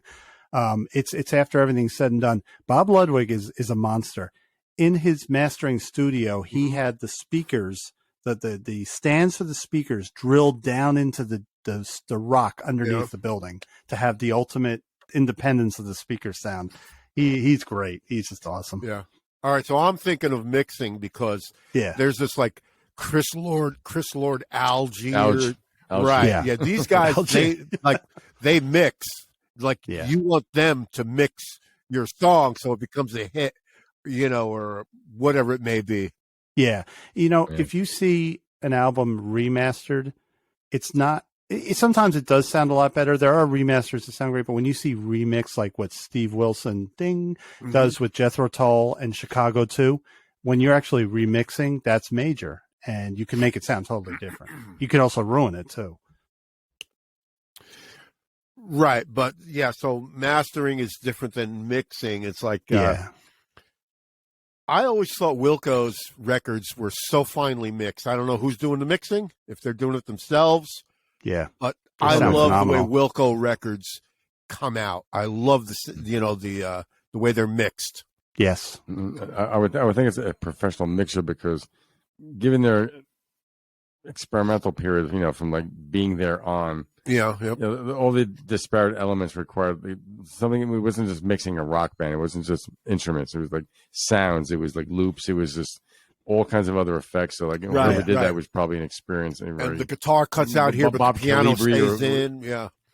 There's another mixer, Calibri. Yeah. There's so much more than a rock band. Yeah. Greg Calby. Maybe Greg Calby, well-known mixer. Like I think he worked on some Wilco records. Like he's the guy that takes, when you record these things, when you get the masters. I found out doing my last band's, the Edenville CD, where the song that we recorded thought sounded great when it came to mixing. Like it was troublesome. A really hard thing. And given the fact that it was an uncomplicated band to mix, we weren't a big budget band. It was we were self-produced, we self-financed and produced. Out of pocket, Yep. Out of pocket, but you get a band like Wilco and they put all this, they got everything, including the kitchen sink and like drills and pastry blenders going on. And that's a painstaking thing to mix. Yeah. But I like the fact that they stopped going to studios and now their loft is their recording studio. Yeah, that's great. And and some artists can't do that. Some artists will just go over budget when they have their own studio. But Wilco, no, they keep putting stuff out. It's well recorded. Guys, clean up on aisle 13. Okay, go for it. But you gave me a copy of Sky Blue Sky by Wilco. It took you a long time to get into it. It took me a while to get into it, but of course, it's a great sounding record. Initially, I loved the music more. I was frustrated with the mix because it got really low. Like I had trouble hearing parts of it. Yeah. Then again, I was playing at that point in my life, I was playing everything in a car. So you're driving. There's some of those songs, they start out very quiet and I'm blasting it, and then, but when you play it on a good stereo system, it sounds just phenomenal. It really does. Yeah. I mean, I've got some good speakers I've got some B&O speakers, Bang & Olufsen. Nice, yeah. And I also have, wooden speakers. They're Utah Sound. Really? Yeah. And they're the kind where, you have to use the screwdriver to, screw in the wire in the back of the speaker. There's no. Oh yeah, that's a good speaker. Yeah, they're pretty old, I suppose. Yeah. A lot of people don't know that what makes the speaker great is the cabinet, not the actual cone. So some people are like, oh, you got to get the right speaker cone if you blow it. No, it's all in the cabinet. It's the engineering of the wood and everything. So, yeah. I've got these little bookshelves behind me here, you see? Yep, I see them. They sound phenomenal. I've heard them. Yeah, I've been there and I heard them. They sound pretty darn good. Yep. I wish I had big old-fashioned 1970s style ones. I just can't fix it. But I've got bookshelf speakers. They're about bookshelf speakers, but they're B&O, Bang & Olufsen. I don't know. Where are they from? Do you know Bang & Olufsen? It's Dutch? Europe. Yeah, it might be, or Swedish. I mean, they have a great reputation. But the sound is phenomenal on these little things. Yeah. But I'll tell you what, when I was in mastering and they asked me, because we had these big old speakers that were going, and they said, I asked for speakers that I could A/B with, like smaller speakers, so I could hear what was heard on a regular system. Yeah. And I said, I want Bang & Olufsen. And we had this old guy there, Pete, who said, absolutely not.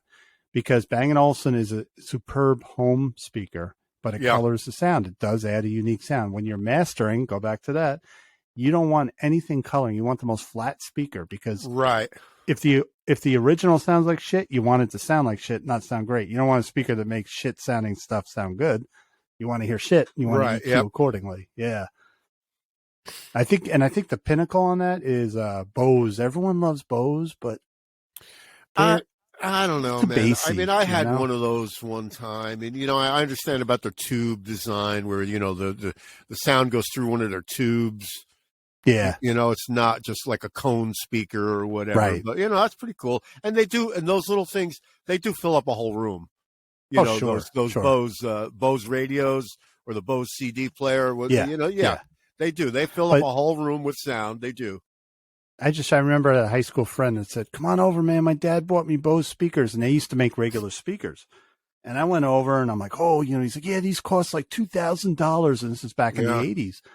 And he put them on, and I'm like, "All right, there's a lot of bass, but where's the highs?" There was no highs. I was like, it was basically subwoofers before you had subwoofers in home entertainment systems. And I know Scott McLean from Milk Crates and Turntables. He's into headphones, like old headphones, and I have I have a pair of headphones like from a recording studio from like 1970. These they sound great, brown things. But like, but the sound is you don't get that sound from shitty headphones. Right. I used to buy headphones like crazy for years, and I have the ultimate pair. And when I moved here, I lost them, so I'm using these. These are actually my headphones that I had mastering. They're Tascam. They service. I did not take them from my old job. They just accidentally fell into my bag one day. So, Well, headphones are important. Absolutely. They're very important. So I've got decent headphones, and when I do recording here, I always put on a decent set of headphones. Yep. Good. Yeah. You don't want to think it sounds great when it doesn't. You don't want anything you don't want something that's pumping up. That's when you want to be entertained. When you want to be entertained, you want the headphones that pump it up and whatever. Yeah. And also the old kind of headphones, like from the studios from the old days, they cup your whole ear, so you don't hear anything that's going on around you. Yeah. They silence it out. Yep. MC Lou is back. Whoa. Yeah. In-A-Gadda-Da-Vida. Oh, baby. In a Baba da Bina morning. Hey guys, I gotta clean up an aisle. I gotta clean up an aisle 12. I'll be right back. In the Garden of Eden. Mark, before you go, yeah. I'm now in rock and roll asshole mode. Okay, I'll be right back. I want to add my name to the list of rock and roll assholes. You sniffed some blow while you were out there, and I'm going to be the nice guy, man. I'm going to come back. Lou, and be the nice guy. You're showing. I'm showing. Yeah. Wait. Okay, you got it. I think they got it now, Perry. Coke booger. Reality time. So, I was talking to Mark about headphones. I have an old pair of headphones from the studio, like in the 70s, where like they cup your whole ear. They cover your whole ear. Yeah. So you don't really hear anything. I was saying how Scott McLean is into old headphones, classic headphones, and okay. Yeah. It's a weird thing. I don't like recording with headphones. Like to record like live music. Like our recordings, I always try to use as little headphones as possible because it's too close. I don't think it's realistic.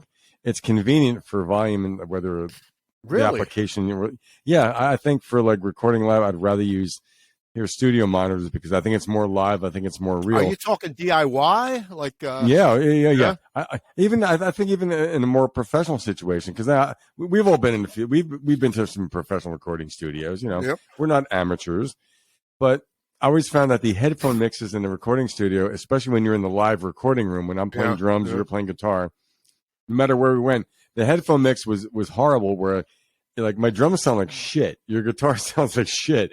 I'm not feeling creative. I'm feeling inhibited. Just like this is what we sound like. But I noticed some recording studios on the more budget, affordable level, the headphone mixes were always lacking. So, but I do think for like the stuff we done for you and me, there's times I'm wearing headphones. And most of the time, I'm not wearing headphones. I'd rather hear it live coming out of the mix. I think it's more DIY, like when you're recording at home, you got to have the headphones on. I mean, because you do the direct box and. Well, I won't do that because I have studio monitors. Because even though I'm using a direct box, I'd rather hear it coming at me. And I think they're more. I mean, sometimes you don't have that luxury, but I understand. Sure. Yep. Yeah, definitely. Yeah. What was this? What is this Blue Oyster Cult stuff that you're? Hey, Lou, was he talking about, Mark was talking about BRC while I was in aisle 13. No, I don't know. Lou, he just held up some swag. Lou, I still, every day when I get up and I'm off from work and I want to play a CD, still this goddamn BOC, I still play them. Every day, long as I'm away. Q. My new favorite album is Revolutions by Night. The first song is a stellar song. Aldo Nova co-wrote it. That was Quincy Jones did that song, didn't he? Yes. Yeah. Wait. We're cross-pollinating. What theme was I singing? Was that Sanford and Son? Yes. I think Quincy Jones. Jones did that, right? That was Quincy Jones. His nickname is Q. Q. So when I said Q, I didn't mean any other Q thing that. Oh no, we wouldn't ever want to entertain. Or Star Trek. Star Trek. Remember the evil Q, the Star Trek antagonist? Yeah, there's a lot of evil Qs in the world. Oh, sure. Mark, you mentioned the Revolution by Night. That was the first Blue Oyster Cult album after Albert Bouchard. Now, Take Me Away was a song I was wearing when I went to the Oriental Luau with my old band, and I drank 15 Suffering Bastards. And when I went home, I vomited in my sleep. And my Walkman was on my chest. And I woke up, my Walkman was covered in vomit. I was covered in vomit. And Did you have strings, like the strings? I heard that story. I ain't no band leader. I heard that story. Yeah. Anyway, it's not a bad album. That guy was no substitute for Albert Bouchard. Okay, so you have the Blue Oyster Cult memory making you vomit. And I have the Michael Stipe memory. When I had too much to drink at the rehearsal studio, I had peppermint schnapps, and I go home, and REM are on SNL, and they're doing What's the Frequency, Kenneth? And that's right. He's jumping around the stage with his bald head, and I'm following it, and all of a sudden, So Michael Stipe, I can't hear that song to this day. Rumpelmans. I don't drink. I'm sober. Good for you. I don't drink liquor. I drink non-alcoholic wine. Liquor in the front, poker in the rear. Oh. Oh, come on. Okay. Wait. Not worthy. I beat you, Perry. I beat 7-second delay. That's terrible. that's a good podcast. 7-second delay. Perry's being European. He's coming in behind the beat. That's what he's doing. Yeah. He's like Ringo. Ringo. He's a fucking Charlie Watts. Yep. I got something I was thinking about. Oh yeah, what were you looking up on your phone before? You said you're going to have something, right? It's a song. It was a song.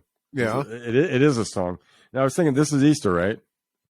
There are songs within it. There are many songs with the name of Jesus in them. Mm-hmm. Yeah, right. Doobie Brothers, Jesus is just all right. Personal Jesus by Depeche Mode. Jesus Christ by Big Star. Jesus by the Velvet Underground, and I think they're overrated. I think the Velvet. I think they're very overrated. I do too. Let's see. You got a Tom Waits in there. Chocolate Jesus. Did you have a Jesus list, Perry? No, I don't. But I know I have all of Tom Waits records. I got one song. Okay. I got one song. It's got great lyrics. Jesus, He Knows Me by Genesis. Great lyrics. Oh wow. Okay. Read the lyrics. It's poetry. It's about televangelists. Okay. Now, Chocolate Jesus by Tom Waits was covered by Joe Bonamassa. Oh. Really? Jesus Christ Superstar, Andrew Lloyd Webber. Yeah, yep. Great song. Now, there's this band. There's some contention about this other band, whether they were called Edenville or the Verbs, whatever. But they had a song. Sometimes it was called Farview. Sometimes it was called the Jesus Song. Yeah. And hopefully, who wrote that song, by the way, Lou? Now, initially, I'm going to tell a true story. You brought this song to me, Perry, and you said, I got the song going on. A friend of ours said that he wrote this with you. Evidently, he did not. So there were some lyrics, and I added some lyrics to it. And the song I know this. We'll play it on the radio show, but I wrote the song in my living room on my couch. Okay. On your guild? I had a verse and a half and the chorus, and you filled out the rest. Yep. Yes. Yep. Okay. I hope this plays. I'm going to try this out. So I'm going to call it, for this version, we didn't call it the Jesus song because I didn't know this was like written before me. So my band, the Edenville band, called it Farview. You called it the Jesus song. It's the same song. And it goes something like this. Something like this. Come on. Oh, talk amongst yourselves. There we go.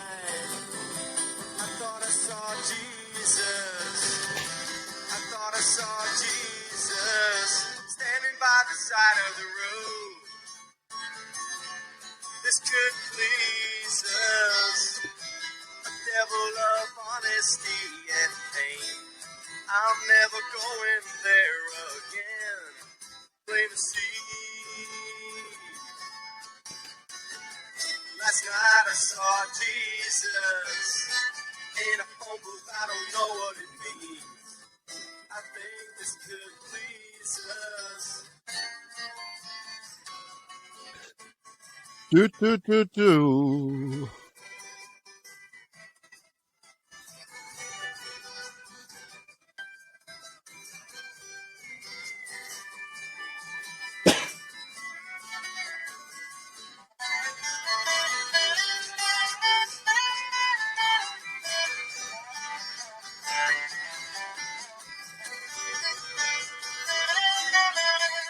The wolves are coming. Is that you and Perry's version? I was going to do my light. We had the Donnie Darko bunny up there. That's a version Edenville recorded in the studio. Perry and I wrote it, but that's a version Perry's not on. That was me. Now that sounds. It sounded speeded up a little bit. I was young. I thought it was Perry singing. I really did for a second. Maybe it was. You guys sound very similar when you sing. You know. Oh, cool. To me, to my ears. Okay. That's because the ghost in you don't fade. So that was a song that goes back to the late 90s, I think, right, Perry? I have trouble gauging that anymore, but yeah, I think so. Well, actually, the Edenville CD came out in '98, so that was like mid '90s. Yeah. Well, but, we'll hash that out in court. Yeah, we'll settle. Music relish lawsuit. That's right. Oh, Mark, that's great. That's great. What? Can I be Judge Judy? When you and I sue each other. Which one of you assholes says you wrote it? Get the... We can both play it on guitar, so it's going to be hard to prove. Lou will not perjure himself, so you know the truth shall set you free. You know, I was misled on that originally a little bit. Well, anywho, we're at 2 hours, guys. Hey, that's great. That went by in like a minute. I shouldn't have peed. I could have waited. Well, can we keep in a kind of a creepy, cheesy vein and like go creepy Christian album titles? Yeah. Yeah. Okay. This album's called Joy Joy. The band was called the Afternoon Teabaggers. Where are you finding this stuff, man? Songs not to sing in prison? Give me a T for Texas, a T for teabagging. I find on the dirty side of the curb. This one's called, this is from... We'll line up the nose. It's coming. Butch Yelton and Upbound. It's called Swing That Gospel Axe. Jesus. Okay, this one's called You Can Touch the Lord by Ron Post. Oof. Jesus Use Me by Little Richard Miller. And I saw the album cover. He has no arms and no legs. He's sitting on a piano. Okay. Do you want to touch me by Johnny Carroll? I thought that was Joan Jett. Do you want to touch me? Yeah. Do you want? I thought the same thing. How Far Is It to Hell by the Dan Schaefer /3. As far as your local bar is. Okay. I've tasted and I know the Lord is gold. Oh gosh, man. The Wrath Buns. It's not the Wrath Burns, it's the Wrath Buns. No, honey, that's your pastor. It ain't. I think I mispronounced it. It's I've tasted and I know the Lord is God. Okay. Your pastor told you that. Sounds of His Coming. The Gospel Airs Trio. It's a must. This one's called. We've seen this guy's album covers before. If I Were a Woman by Ira North. I don't know what that means as far as religion goes. They're real. They mean it. They mean it. Let's see. Reach Out and Touch Me. This was by the Teen Challenge Trio. Oh God. Oh yeah. God. Okay. Let Me Touch Him by the Ministers Quartet. And that was the minister talking to the. Oh, I'm sorry. Oh, exactly. Until He Comes by Rick Taylor. So it says the altar boy. This is going bad. This is going south. This one's horrible. He Touched Me by Greg Kendrick. It looks like he's 11 years old. Oh. I'm covered. This is so bad. And my last, this is like a more upbeat. Jesus and Superman by the Reverend Danny Nance. That was more positive upbringing. Yeah. Now, you were mentioning musical trivia, Perry, before. The Midnight Special, that old TV show from the 70s, their pilot episode. August 19th, 1972, my 11th birthday. I watched part of it. It's a great show. Mark's got Midnight Specials. Who was on? Not in this order either. It was John Denver was the host. Argent. They played Hold Your Head Up. Head Up, yeah. Yeah. Harry Chapin. David Clayton Thomas of Blood, Sweat, and Tears. Yep. Cass Elliot. The Everly Brothers. The Isley Brothers. Helen Reddy. She looked good. And Linda Ronstadt and War. Did she touch you? She is woman, yeah.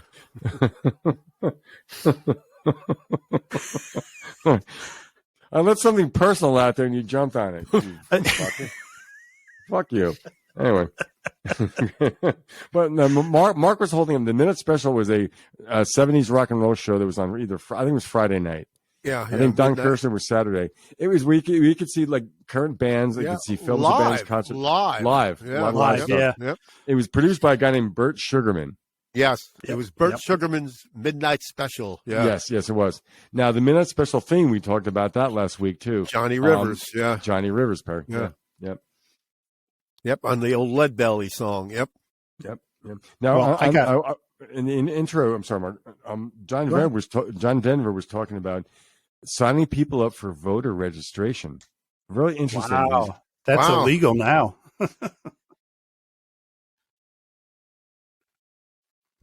72, right? 1972. Wow, the show goes back that far. So, I'm holding up. I got just like performances, but I got the best one. This one I have has Rick Dees and his cast of idiots doing Disco Duck, and Keith Carradine. I'm Easy. Keith Carradine sang. Yeah, he was an actor. Yeah, he's one of the Did not know that. The Carradine brothers. Their father was an actor, John Carradine. Okay. Yeah, these are all shrink wrapped. I'm going to have to open them up and listen to them. Yeah, there's good live recordings. So why don't I kick in the closing theme? Yeah, we lost Lou. Damn it. Yep. Well, anyway, it was a good gig. It was a great show, man. It was a great show. I love doing it with you guys. It's my Sunday night therapy. Starts the week off right. With Mark, Lou, and Perry. Yeah. Yep. And screw you. So I read that Oasis was going to get back together. I knew it was going to happen. Yep. So there was that Scott McLean and Jack Calabrese from Milk Crates and Turntables. One of them's going to have to buy the tickets when they do a show. Yep. Everything's great until a guitar solo comes. I'm never going to stop saying that. Well, that was actually the first recording we did down by Lou's Single Wide Sound, right? Yep. Yeah. That was a great weekend. Yeah. That was 10 years ago, wasn't it? Shit. Buddy. We saw Buddy. Yep. 10 years ago. Don't have to say much because if you're listening now, you've been listening to us, but if you do want to check us out, we're on Spotify, Anchor, Apple Podcasts, Google Podcasts, Podchaser, Overcast, YouTube, Amazon Music, and on Facebook, the Facebook page. I will try to put all the links of stuff we talk about. Yeah. Yep. What's on your shirt, Perry? What band is that? REM. Michael Stipe. Oh, shit. Yep. Oh, wait, I'm going to vomit. Wait. Mike Bills, Peter Buck. Yep. Oh, okay. It looks like Stipe has hair. I made the shirt. Nice shirt. Yeah. Taking my notes down from tonight? Yeah. It was a good gig. And that's all the news fit to print. So we lost Lou at the right time, just at the end of the show, Yeah, but he's got to be there for the ride out. Man, I'm bummed. Here we go. He made it 2 hours. We're gonna fade out, yeah. And how's Tom Spallone doing? Has he moved yet?